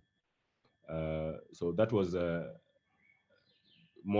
it became more of a reaction to a piecemeal reaction to the specific requirements as had been initiated by the executive. The Parliament, in my assessment, the Parliament of Kenya is generally well placed to discharge its mandate given the constitutional and administrative autonomy. I've given the background of the Constitution, and even before that, the amendments which gave the Parliamentary Service Commission sort of very enhanced powers in the separation of powers framework to govern its own calendar, to govern its own fund, to approve its own budget, and sort of very enhanced oversight powers on the executive. Parliament provided oversight in investigations around misappropriation of funds. What happened, especially in response to the public health emergency, there was quite a lot of procurement by the Kenya Medical Supplies Agency, what we call KEMSA in Kenya, to nationally procure the health requirements by the Ministry of Health. And this created a lot of, there are a lot of questions which arose in terms of applying funds which were set aside for the COVID-19 situation. And this has attracted an extended investigation by Parliament, the Committee on Health. Actually, they've had also the Senate Committee on Health has also had joint investigation with the ad hoc committee established by the Senate to specifically look at the procurement processes, abuses of the public procurement law, abuses of the Public Finance Act, and the report has now been sent to Parliament for adoption. It was adopted in September, and Sorry, has Moses. also. Can you wrap up in 2 minutes? Okay, yeah. I am wrapping up. There's restrictions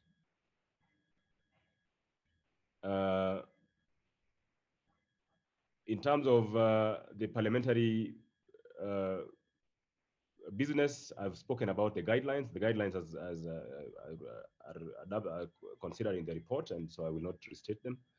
The main recommendation is that the Parliament needs to undertake a full assessment of the responses and to see if the comprehensive approach would have been better, and if the extended implications of the COVID situation requires a more comprehensive strategy. This may include to relook at the executive powers, especially on procurement, and issuance of the executive directives and legal notices. Parliament needs to look at the safety nets provided in terms of securing lives and securing livelihoods and protecting business. The budgetary support, especially the debt financing options which have been considered by the Parliament, needs to be scrutinized in terms of oversight, including the stimulus packages which the government issued. The extent of the implications of COVID to school closures, I think, needs to be relooked at, especially as we go ahead. And then the implementation of the joint speakers guidelines in terms of an enhanced use of technology and parliamentary business, and to the extent that they affect the public participation in parliamentary business, needs to be looked at and appropriate measures taken. So that is the end of it. Graham, I'll send you my PowerPoint. Unfortunately, I could not share it on the screen. Thank you very, very much, Moses, I think, for the comprehensive presentation. There are a lot of learning points there, which also builds on what has been shared by the colleagues in previous presentations. We are running out of time. So we have Professor Otiv Ibuza, who is going to share the Nigerian case study. Dr. Otiv, are you here? Yes, I'm here. Okay, Doc, can you just do it, please, in 9 minutes? 9 minutes, I'll try. Please go ahead. So, Dr. Otiv, thank you. the founding executive director. Okay, I was just introducing you briefly. Okay. Is the founding executive director of the African Leadership and Development Center in Nigeria. So, over to you, Dr. Otiv. Thank you very much, Graham. Thank you for the opportunity to participate in the research and make this presentation. The Nigerian case study, what I want to do is just to give a background to Nigeria and the National Assembly, look at what are the provisions in the Nigerian Constitution with regard to oversight during emergencies, and then I will zero down on the COVID-19 crisis and legislative effectiveness I will also talk briefly about the impact of the COVID-19 on the National Assembly, the intervention by Parliament in response to the pandemic, and make a few recommendations. Now, as a background, Nigeria operates a federal system of government with a federal government, just like what the Gambia mentioned. But Nigeria is bigger with 36 states and the Federal Capital Territory and 774 local government areas. Parliament in Nigeria at the national level is a bicameral parliament. It's a bicameral National Assembly made up of the upper house, the Senate, and the lower house, the House of Reps. The House of Reps the Senate has 109 senators, and the House of Reps has 360 members of the House of Representatives. Now, there are 36 states of the Federation, and those 36 states also have their own houses of assembly. But the houses of assembly at the state level is unicameral. And the Constitution provides for the legislative powers of both at the national level and at the state level. And now we all know that the key functions of the legislature are lawmaking, oversight, and representation. But in Nigeria, in terms of the constitutional provision for during emergencies, the president is empowered by the Constitution to proclaim a state of emergency in any part of the country where there is danger of war, when there is breakdown of law and order and public safety, or where there is disaster or natural calamity or any other public danger. But the presidential declaration is subject to approval of 2/3 majority of the entire National Assembly. And the declaration loses validity in 6 months. So it had to be renewed after every 6 months, which is similar to what my colleague mentioned about renewals in the Gambia. But in terms of the COVID-19 crisis and legislative effectiveness in Nigeria, there is a colonial law in Nigeria, the Quarantine Act of 1926, which provides for intervention on health emergencies in the country.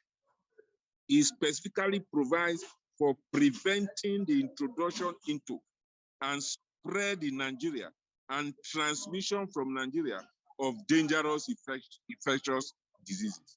So the president relied on this colonial law of 1926 to intervene in the COVID-19. So that is what the president used to issue the COVID-19 regulations 2020, which gave the president the power to issue orders for lockdown, for banning public assembly, and other regulations that guided COVID-19 to ensure that there is physical and social distancing and all of that. But under the act, I think this is the important thing, the president is not required to obtain legislative approval for emergencies designed to control the spread of dangerous diseases. Now, during the COVID-19 period, it has a lot of impact on the National Assembly in Nigeria. First, the National Assembly, like other institutions, were locked down. So they could no longer meet and do their legislative business. Secondly, the citizen participation in the legislative process through public hearing was seriously affected. They had to limit the number of people that will come for public hearing, and in some cases, insisted that citizen participation has to be through Zoom and other technology-aided devices, which disenfranchises a lot of people because a lot of the poor cannot have access to such things. Thirdly, the number of bills that was introduced during the period of COVID compared to other periods was very low. So the COVID-19 has a lot of negative impact on the work of the National Assembly in terms of its legislative work of lawmaking, oversight, and representation. However, the parliament tried to respond to the pandemic. First, there were motions resolutions on different aspects of the pandemic, whether to beef up security, evacuation of Nigerians from other countries, or flights from high-risk countries, or donation to COVID-19 response. So a lot of the legislators made donation or part of their salaries for the COVID-19 response. Secondly, there was the initiation of a new bill to replace the Colonial Law Quarantine Act of 1926, which was titled Control of Infectious Diseases Bill 2020. But the bill was very, very controversial because it gave a lot of draconian powers to the executive, which a lot of citizens felt encroach on the rights of citizens. So there was a lot of opposition against the bill, and it was not passed. There was also the economic stimulus bill, which is similar to the stimulus bills across the world, to make provisions for different aspects of support to citizens, different aspects of support to businesses, especially businesses that were really affected by the COVID-19. In addition, there was a supplementary appropriation bill, which was to deal specifically by the challenge 2020, which was to deal specifically with the challenges that were raised by the COVID-19. And then finally, there is a move for constitutional amendment to allow for virtual conduct of judicial proceedings in both criminal and civil matters. But this is still an ongoing thing. If it succeeds in the current constitutional review process, then that will be a phenomenal response to the COVID-19 pandemic. So, to conclude, I give two clear recommendations. First is that the Parliament will need to really devise ways to utilize more citizen, to utilize more technology to ensure citizens' engagement. Because during the period of COVID-19, citizen engagement decreased tremendously. Secondly, there will be the need to review laws from time to time. I'm sure it's the COVID-19 that made government to go back to look at what laws does it have powers to intervene, that they had to resort to the Quarantine Act of 1926. I think it's important for the Nigerian Parliament to look at all the laws in its books and look at those who are colonial laws so that they can be reviewed to reflect current realities. Thank you very much for listening. Thank you very much, Dr. Otif. I think the picture is emerged from all the case studies that we have had so far. And thank you for your very, interesting presentation for Nigeria. Without wasting much time, I understand, it's now lunchtime and even past lunchtime for different people in different zones. It's not yet long time in Nigeria. We're just 12 noon. Oh yeah, it's breakfast time there. Yes, and breakfast time in Gambia as well. Ah, wonderful. So Jane, I will give you a time during plenary, and for now, let's move to Professor Love Mohamed Duku, who is the lead researcher. Professor Love Mohamed Duku is a constitutional law expert from Zimbabwe. So, Prof, can you take over and just share the broad findings and recommendations? Maybe you can also share some experiences from Zimbabwe as well. Thank you very much. I need to first also thank my colleagues who have given excellent overviews. And what I intend to do is to take up the broad framework, and then I think to colleagues and others, when they get to look at the report, which summarizes this, the written report, they will then be able to find the kind of issues that they may need to comment on and correct here and there, where I do give examples of the other countries or the other nations that are around. But my starting point, which I find, and I think it's important across, is to start from the principle of separation of powers, which I think must influence the outcome of our report. It must also influence the outcome of our study. And so I will start on separation of powers and I will end on separation of powers when it comes to recommendations. And indeed, what my colleagues have been doing, somewhat without saying it, it touches on that. Let me remind you what the principle of separation of powers is all about, and you'll see that it will give us answers to all the challenges that have arisen owing to COVID-19. Separation of powers in its simplest form says that state power, which is the power of the state, must be separated. It cannot be exercised by one organ. It can only be exercised appropriately and for the benefit of society if and only if it is exercised by three organs, namely a legislature, that is for legislating, an executive, that is for executing and implementing laws, and a judiciary. Now that if you want your society to move, this has nothing to do with the crisis or emergency. Society is created to be run in a crisis, to be run in an emergency, to be run under normal times. So separation of powers wants governance at all times to take recognition of the three central pillars of our processes. So even in an emergency, we must ensure that there are those three organs. But let me move on and say that separation of powers also recognizes that there can be what we call checks and balances, meaning that sometimes one organ tries to do or check on the powers of the other and vice versa to create what is called the balance of power, so that you need to move from there.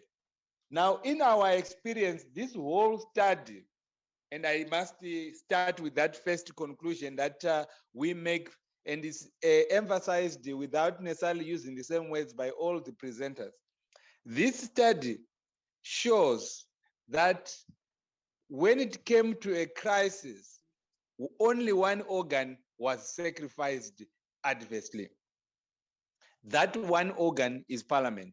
That one organ is the legislature.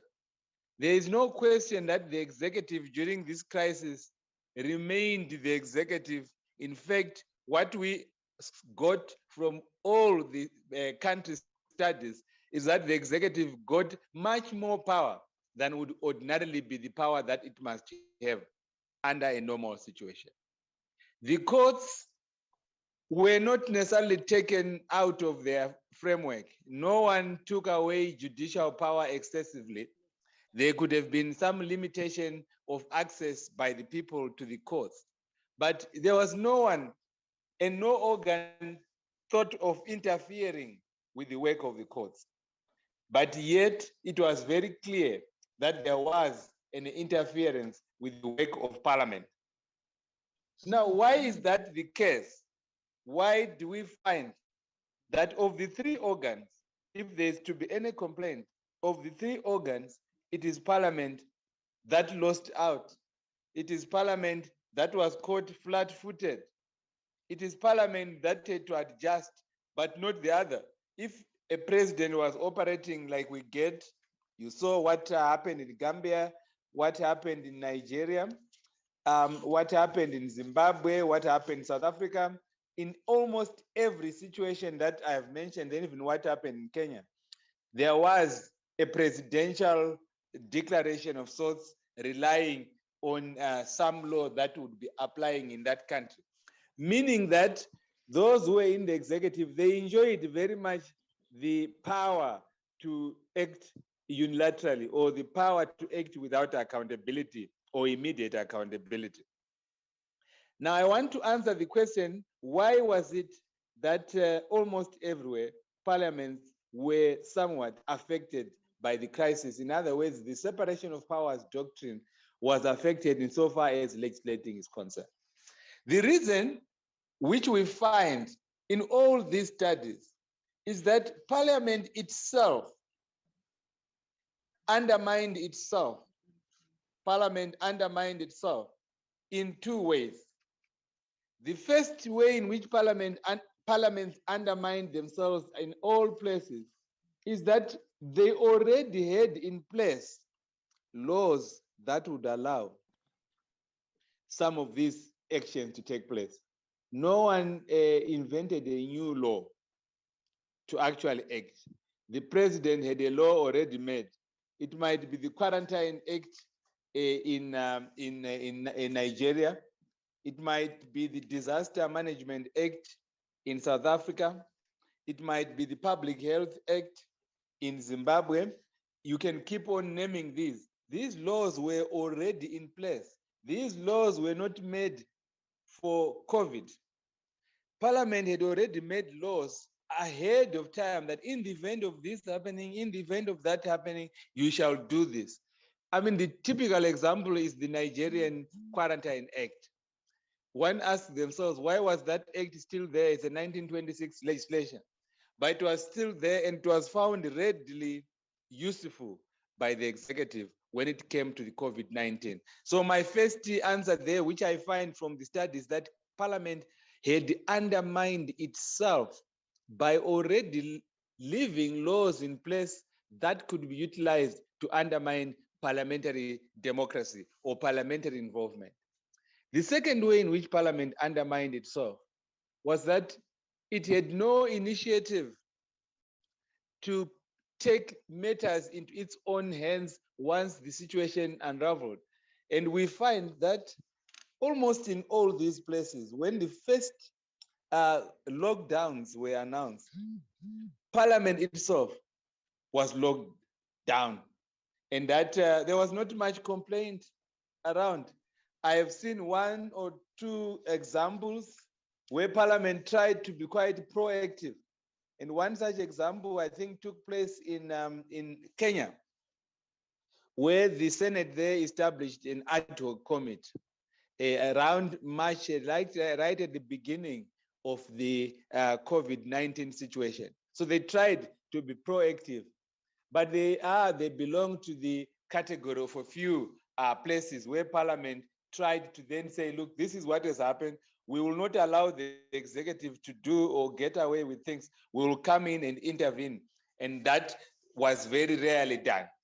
But having said that, I would want to move to the overview of the findings that we made in terms of the framework, what Parliament was able to do or was unable to do, in terms of the kind of innovations that parliaments adopted, and all these things. I would really want to make them clear there. So I would start from the fact of providing or answering the question whether or not Parliament was able to perform its traditional roles during this COVID-19 period. The traditional roles of Parliament are basically three. They are in three main categories. We can add others. The first one is lawmaking.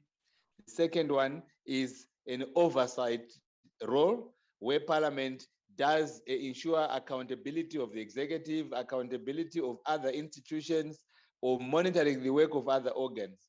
And then the third aspect of traditional role of Parliament is Parliament providing a framework for being a national forum for the consideration of public issues. Now, in respect of all these three traditional roles, it is very clear in terms of our study that in the first 4 months of the COVID-19 pandemic outbreak, Parliament failed, and parliaments across the Africa failed to play any meaningful role in respect of these three aspects. These are issues that I illustrate in full in the report, but it's also confirmed by the presentations that have been given. In other words, if you want to answer the question, was Parliament able to continue legislating? The answer is no. Was Parliament able to really do an effective oversight role during the first 4 or 5 months? The answer is no. Was Parliament able to become a platform where we could have national debate, where we could have the issues of public interest debated? Again, the answer is no, because in many of those places, Parliament itself was not sitting. So I would say that in the first few months of parliamentary, as of the COVID-19, parliamentary business was clearly largely affected. If I were to rate that, over 90% of parliamentary work was almost lost, almost non-existent during that period. So I would make that then the 10%. But after the first 5 months, there were visible changes in many places, but not all. The most outstanding, and I would want, with due respect, to use that as an example of the most outstanding intervention by Parliament, which would meet the kind of expectation in terms of the roles that we have set up. That took place in South Africa. The South African Parliament, in fact, the South African framework, reacted rather ably to the COVID-19 situation. It was more in South Africa where the parliamentary processes quickly moved to what are now obviously clearly known as hybrid sessions. We start with virtual sessions, the hybrid session where you would have some members are in the sitting, physical sitting, and other members are following proceedings virtually, and they can be. This quickly took place in South Africa. But even then, the South African rules relating to how to conduct virtual sittings were promulgated quite early during that period. I think if one looks at the presentation that has been very much given, and the presentation that has been given by a colleague from South Africa, shows that as early as about end of April 2020, those rules had been adopted. My study shows that in the other countries, it took quite a longer period for Parliament to come up with rules. In some places, they took up to a year, in fact, at the beginning of this year, to be able to have some rules that were tailored to meet the COVID situation. So if we have to have an assessment, we would say that Parliament's failure in the first few months to perform its traditional roles was largely due not so much to the ineffectiveness or incompetence of parliaments. It was due, and this is another finding we make in our study, due to the legal framework for the operation of Parliament. All my colleagues have made reference to the constitutional structures or the constitutional framework in which Parliament operates. That legal and constitutional framework makes it almost impossible for Parliament to react quickly. I'll give examples now. For the traditional roles require that Parliament must sit, what we call a sitting of Parliament. And a sitting of Parliament traditionally conceived was a physical sitting. Now it took some time to adjust and make Parliament sit virtually. But even up to now, there's not a single country that still allows Parliament to sit virtually throughout, in other words, to be all sittings to be virtual. Countries still have a hybrid situation where some members, including the Speaker and others, ought to be physically sitting somewhere in the seat of Parliament. So one problem was the legal setting, which says you must have a specific sitting, and that could not be adjusted. Some of these frameworks are put in the Constitution, and constitutions are not flexible documents, so you could not easily do that. The second issue, which is of a legal nature, is what is called a quorum. You must have a quorum for any sitting of Parliament, the minimum number. And then that minimum number would be a minimum number physically. When virtual sittings were introduced, it became even very difficult to tell whether or not a member was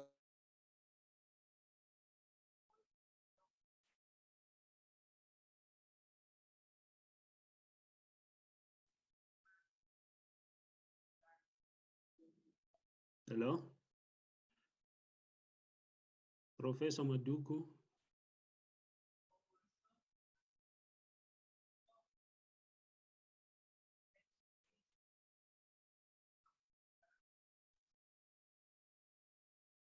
It appears he has lost connection. I do with the legal. Oh, okay. We lost you a bit, Prof.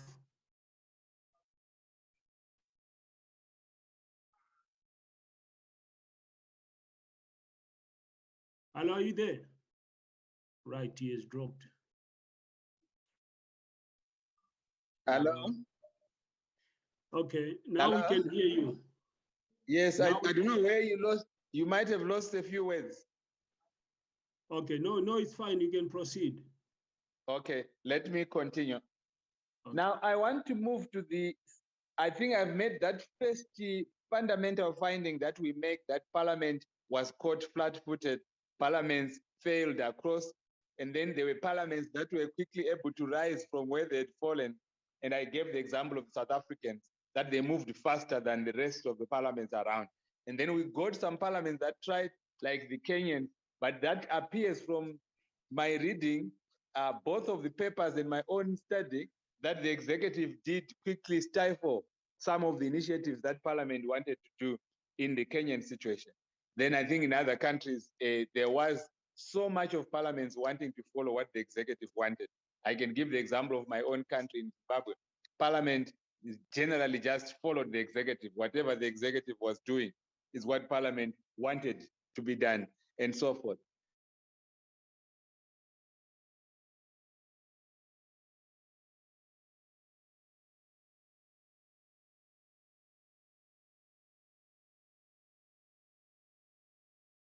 Then, so you'd get situation what emergency frameworks and how those frameworks compare with the rest. What we find happening is that in terms of law, Parliament is allowed to delegate certain powers to the executive, and that the delegated powers to the executive were the ones which were used by the executive to move on. What was apparent in this, in our studies, and the conclusions that I think we must draw, is that the executive exploited the framework offered by COVID to actually gain more power than what had been contemplated by Parliament. Almost invariably, the executive abused the power given to them. They used the COVID situation to actually realize that they can do without Parliament. And this is the danger that came out from the situations that were there. You would find that if the executive can proceed in the name of an emergency to do certain things without Parliament, then what can stop the executive still doing the same even outside the crisis? So you would see, therefore, that the extensions of the emergency legislation, there was no parliamentary consultation. Many of the continuations of a state of emergency or a state of crisis or a health crisis were always at the instance of the executive deciding that they will extend. But most of those extensions were now done with other objectives in mind. And I find there that Parliament failed to deal with the situation, to control, in other words, take back the power that had been given to the executive. For this, I want to draw the attention of all of us to the fact that there were so many problems that arose from COVID-19 related procurement or COVID-19 related tenders and so forth, which in some countries, ministers of health couldn't continue in office. Not in one or two, it's more than 2 countries where those problems arose. It was so clear that without parliamentary oversight, without Parliament playing its role of providing a debating framework for issues, the executive tends to clearly overdo its framework. And the question that we need to address is there such a crisis or an emergency where the role of Parliament can be regarded as secondary? Our answer is clearly no. There can never be a crisis or an emergency where the role of Parliament can actually be made secondary or less important than the role of the executive. There is no democratic justification for the fact that in a crisis, defer to the executive, because after all, it is parliament that is normally directly elected in all this. And the executive gets its direct election in many cases because of an election of the head of the executive, if we have a direct election of the president. So we discover and find out from our study that there was an extensive abuse of the power that had been delegated by parliament to the executive, and that the executive didn't realize the extent to which it was undermining parliament. Now, the solution to this comes from the fact that all these things were done in a manner that I can say from the conclusions that I can draw myself. It's not coming from any of the presentations because that point was not addressed. It appears to me, and it's a conclusion I'll make, that the extent of delegation that was given to the executive during the COVID-19 is actually unconstitutional and illegal in many of these countries. I say so because in every constitution, there is, if not expressly put, there is an implied provision that says that parliament shall not delegate its powers in such a way that that delegation amounts to an abdication of responsibility. I'll pick examples of countries that say that although parliament can delegate, it shall not. In Zimbabwe, you have a provision in the constitution, section 134, that says that parliament shall not delegate its primary lawmaking function. Now, that provision is as explicit as that. In the Kenyan constitution, although they don't put it that way, they make it very clear in Kenya that whenever parliament wants to delegate certain positions, it must be very precise in the extent of the delegation, how it is doing it, and for what reasons that delegation has been given. In South Africa, although it is not stated in express terms, their constitutional court there has actually made it clear that certain things cannot be delegated to the executive.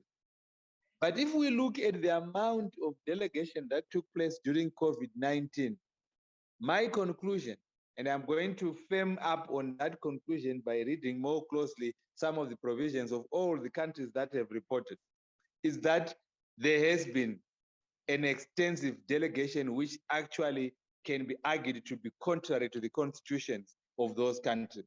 I mean, if you look at that Nigerian situation, where parliament then tried to amend or to pass to replace this old law, the Quarantine Act, what you then get there is that the attempts by parliament, the bills that had been proposed to replace that, it was shot down.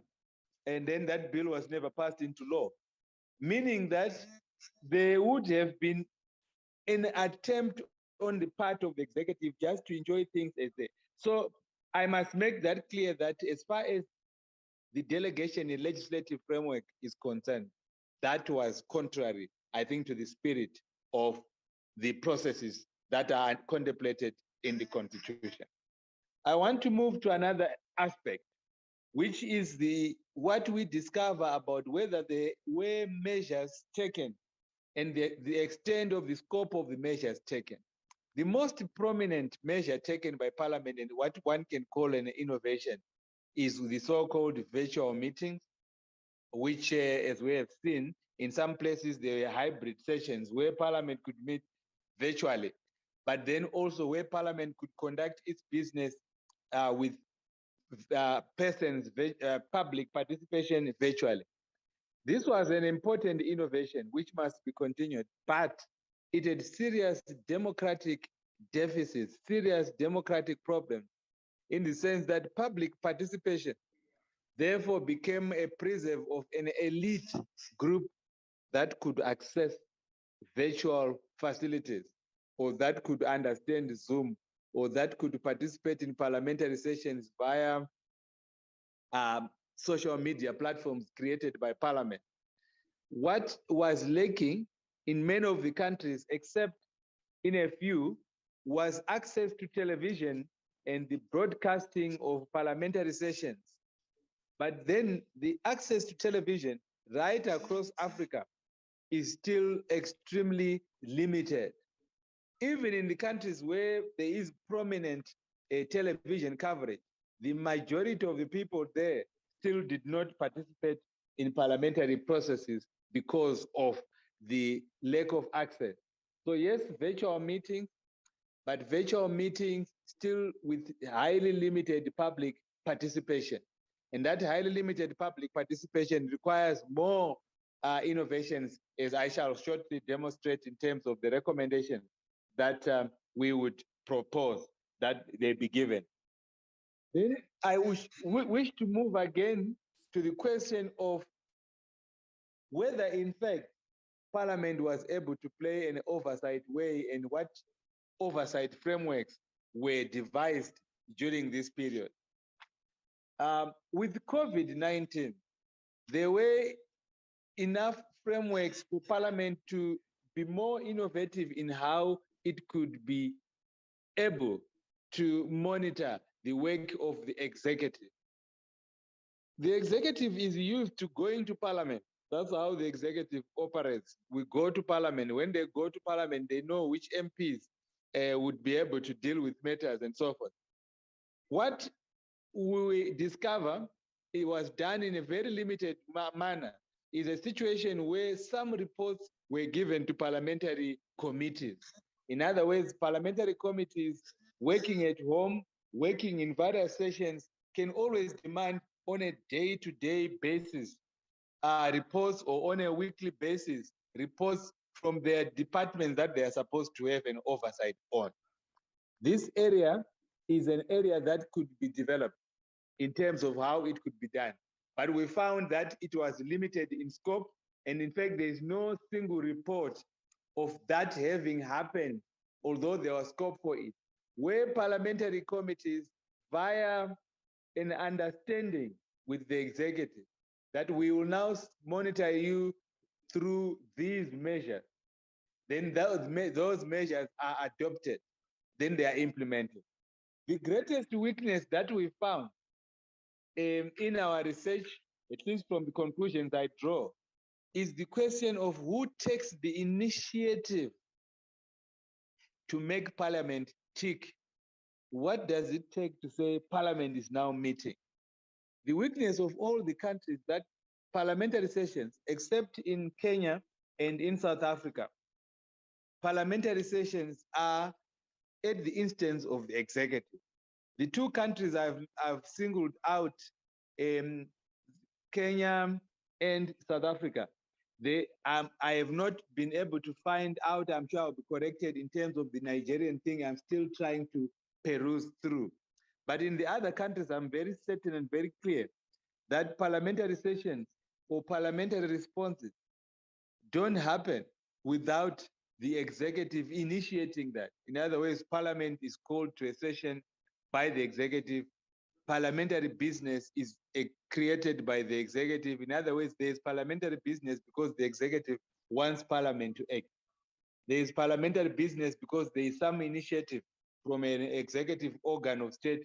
It might be the ministry that is charged with the responsibility of supervising parliamentary affairs and so forth. This is the greatest weakness. And then it's even weaker, much weaker in countries that have some strange arrangements of how speakers of parliament come into being. I mean, the typical example is what we had, and I read that and found that I think we heard very clearly from Gambia, where the speaker and the deputy speaker and speaker, they come from the 5 members who are nominated into parliament by the president. So it's clearly an example of where the executive leads parliament, what you find in Gambia. And then in that case, it would mean that the parliamentary role is left to the executive to initiate. I hope people are getting my point. I want to make that because to be prominent in the paper. Who takes the initiative to make Parliament respond to issues? Does Parliament wait for the executive to then tell it when to start and so on? In Zimbabwe, for example, when Parliament adjourns parliamentary sessions and so on, those dates are determined not in writing, but clearly in practice and practically so by the executive. It is the executive that knows when parliament is sitting. It is the executive that knows when next parliament is coming. And so you have executive dominance of when parliament reacts. We got that, if I give a further example again in Zimbabwe, quite a strange situation. Parliament itself for the first 6 or 7 months of the pandemic was not even able to conduct its business. And then eventually Parliament was then regarded as an essential service much later than what you find in other countries where Parliament was much earlier an essential service, regardless of the lockdown. So I want to leave that point hanging out prominently in terms of who initiates parliamentary sittings and so forth. Can I just quickly wind up and look at some of the areas of the recommendation? I think just the organizers of today's meeting realize most things will come out in the paper that we've done and so on. I want to rush to quickly look at the areas of the recommendation.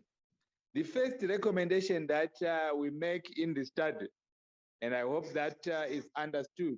The first recommendation is to say that there must be a clear message across Africa, which is as follows, that separation of powers cannot be suspended, whatever the circumstance. It doesn't matter whether it is raining, whether there is a war, whether there is whatever, you cannot suspend separation of powers.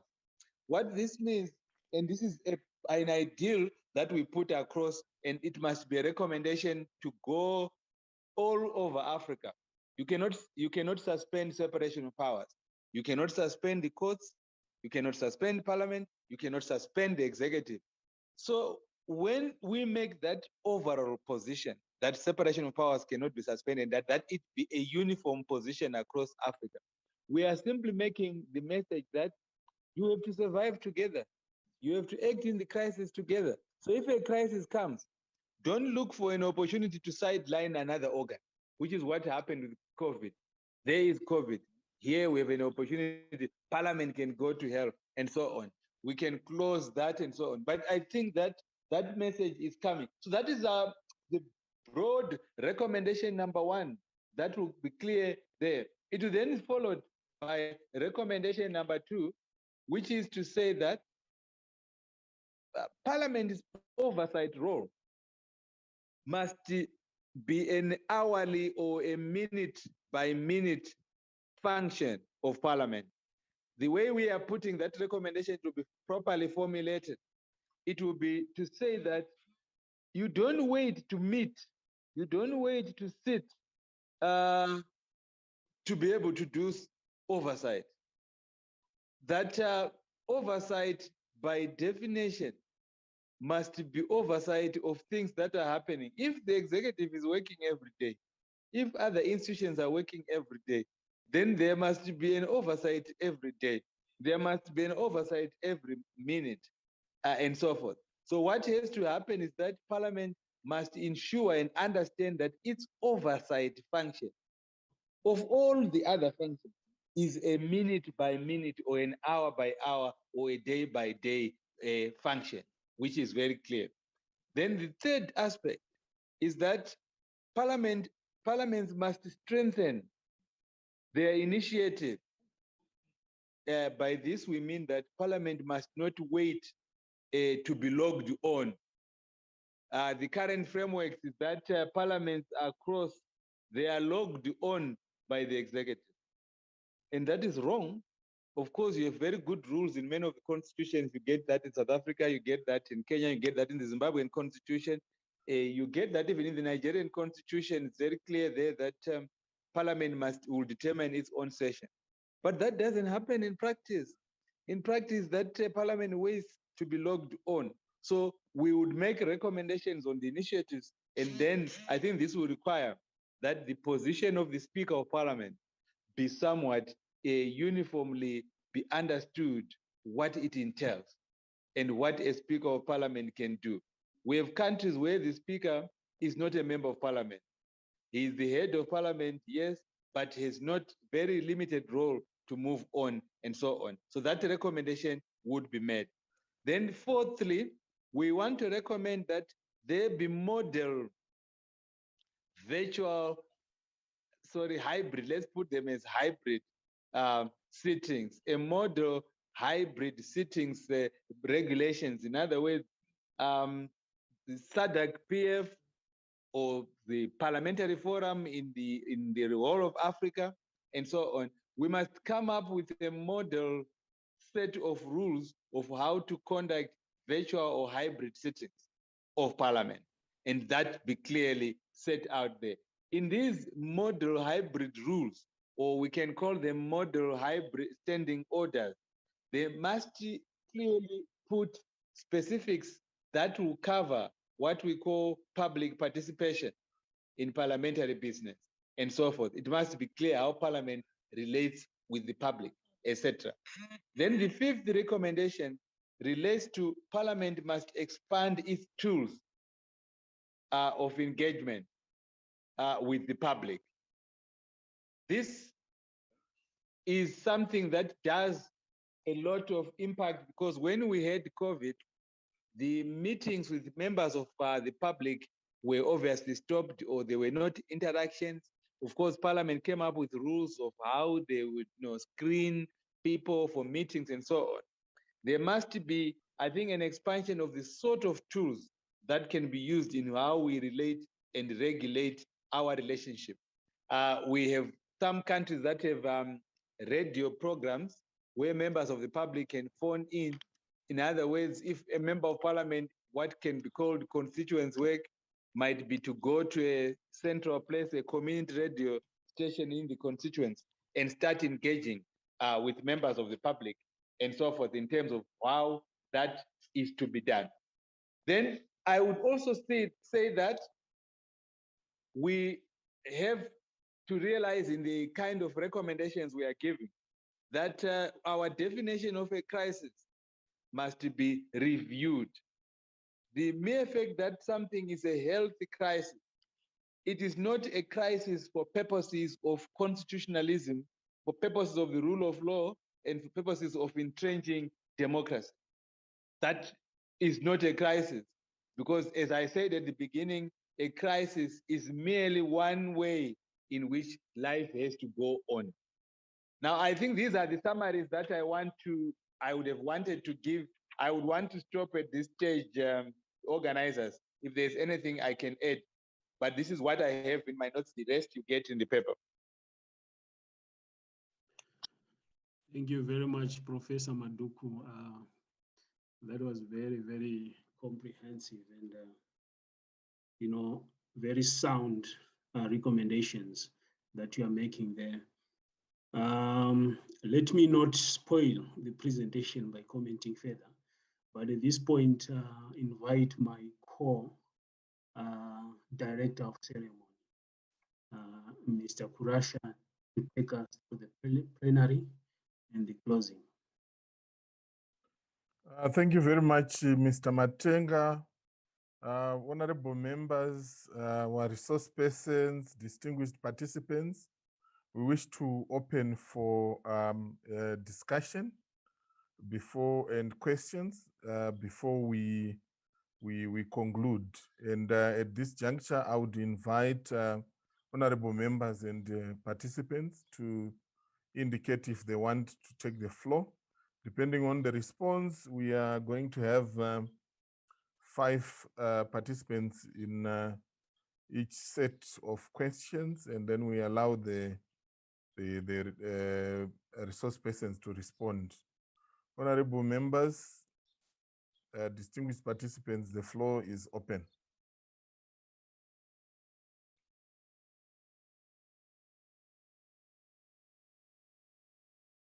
I see Honorable Nascimento.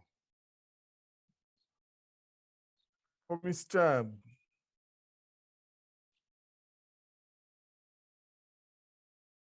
You have the floor, Honorable Nascimento. You are muted.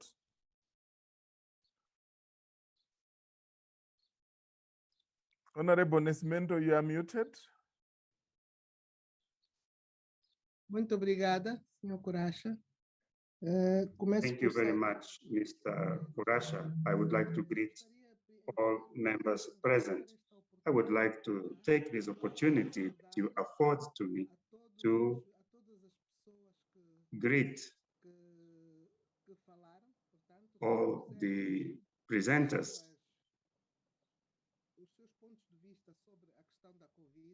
in relation to COVID. I would like to greet and commend the presenters for the excellent presentations.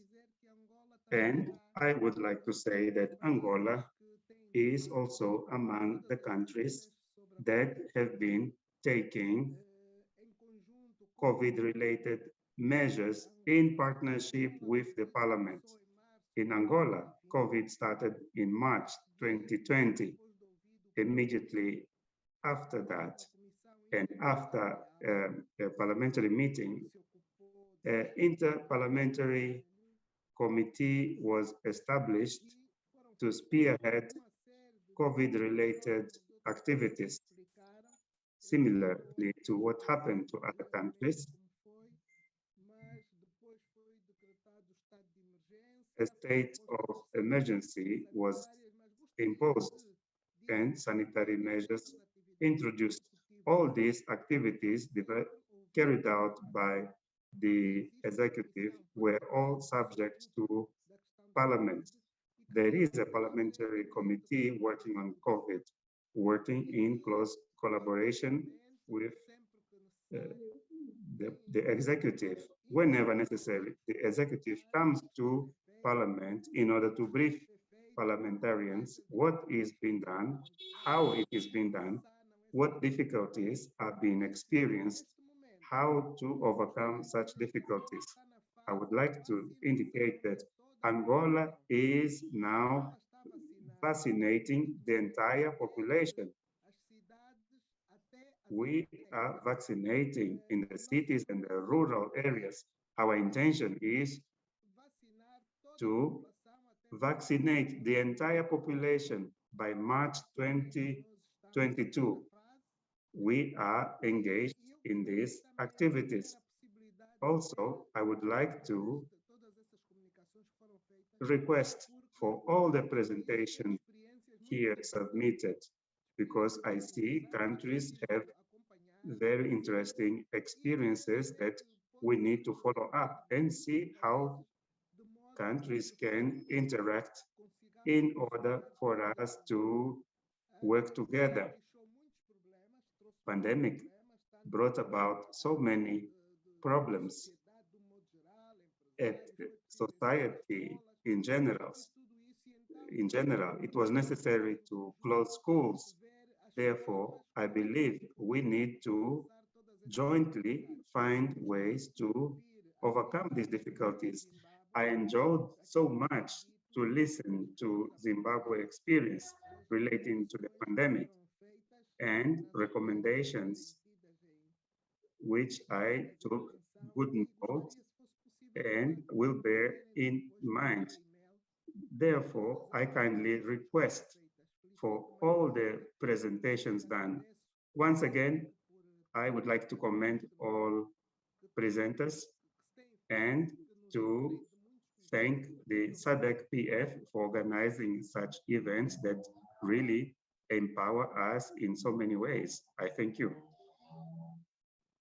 Muito obrigado. Thank you very much, Honorable Nesmento, for always being the first to share the Angolan story. Já está a falar português. I would like to congratulate you, Mr. Kurasha, for speaking Portuguese. Thank you very much. Thank you, Honorable. And I was commending you for always be the first to share the Angolan story. Whenever we are in a meeting and you take the floor, I've listened carefully how you are always the first one to share the experiences of Angola. We really appreciate. We undertake to make sure that the presentations from all the researchers, as well as the final report, will be shared with honorable members and participants. I wish to receive any further questions, comments before we give our rapporteurs, our resource persons to respond.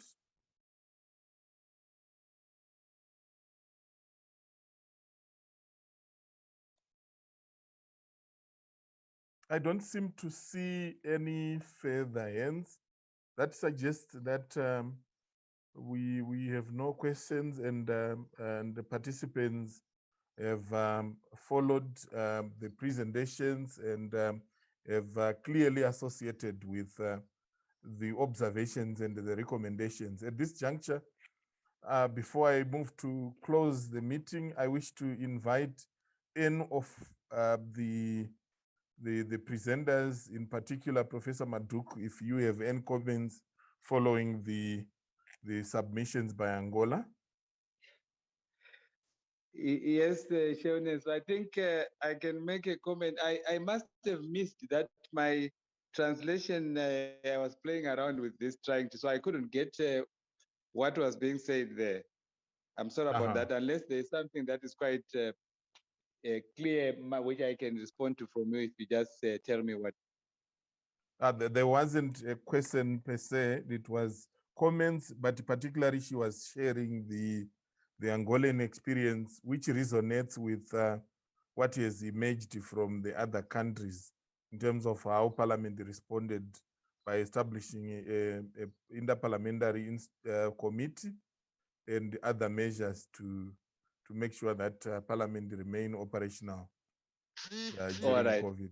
Actually, that's fine. So I'm not surprised by that. In fact, my experience, like I've shared, is that, I think parliaments acted more or less in the same way. And I think our recommendations will work across the board. Sure. All right. At this juncture,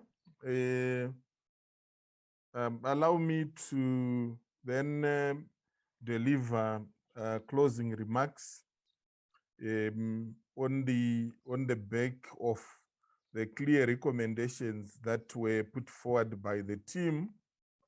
I wish to indicate that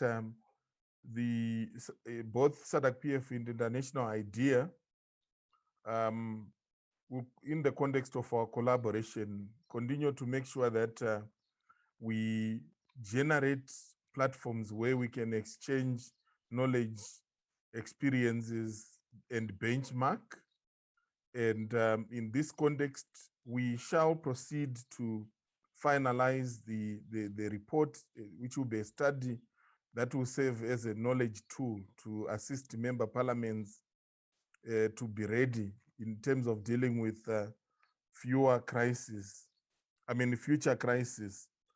I wish to, at this juncture, end by recalling the words of the current president of Seychelles, himself a former member of SADC-PF, and in particular chairperson of the Standing Committee on Democratization, Governance and Human Rights. He indicated that, and I quote, "For us as parliamentarians, times of crisis are critical moments when we rise and assume a central role in the governance of our countries.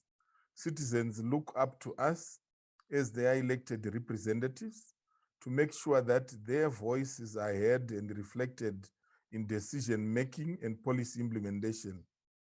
Through the representation, lawmaking, and oversight functions, Parliament are duty-bound to make sure that executive actions during the COVID-19 pandemic remain within the limits of the national constitutions and international human rights law. Whatever the mode of lockdown our individual countries are implementing, parliaments must ensure that democracy is not locked down, and that there is a balance between measures for health and safety on one hand and the protection of fundamental human rights on the other hand. This resonates with the first recommendation that came from the researchers, namely that whatever the circumstances, the principle of separation of powers must not be compromised. So our starting point must be to say what role should Parliament play and make sure that we put in place the necessary frameworks that facilitate for Parliament's action, drawing lessons from the COVID-19 pandemic. It is a matter of fact, as already discussed, that there were different reactions. Some parliaments were proactive, some were found to resort to knee-jerk reactions. And we need to draw lessons and ensure that going forward, we develop the framework that will assist national parliaments so that whatever crisis we face in the future, it could be related to cyber issues, it could be related to economic crisis. We need to make sure that parliaments are responsive. One of the things that became very apparent during this COVID-19 pandemic is the reality of the rural-urban divide in terms of access to infrastructure, including the ICT.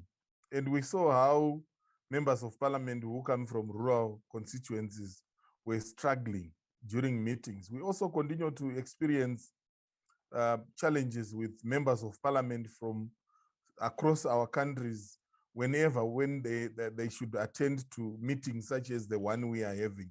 And this speaks to the reality of our situation. I've often remarked that COVID-19 in some respect did not create new problems. It only came to exacerbate or to accentuate problems that were already in existence.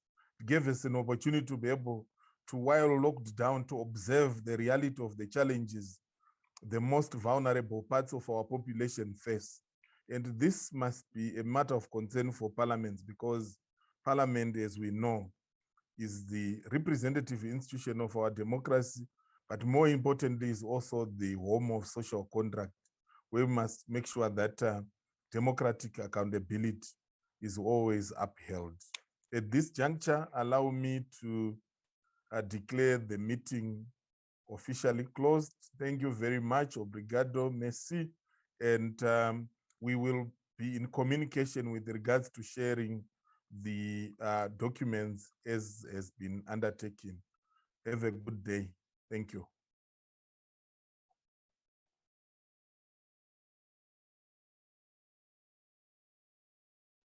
Thank you very much. Thank you. Thank you. Honorable Namachekeja, Muribanji.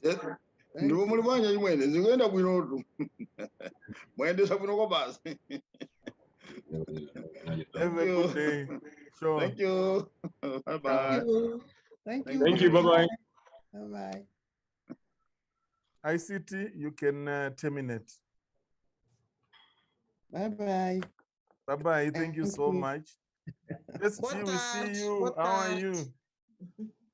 Thank you, Okay. everyone. Goodbye, everyone, and thank you. It's a pleasure. Thank you as well. Goodbye.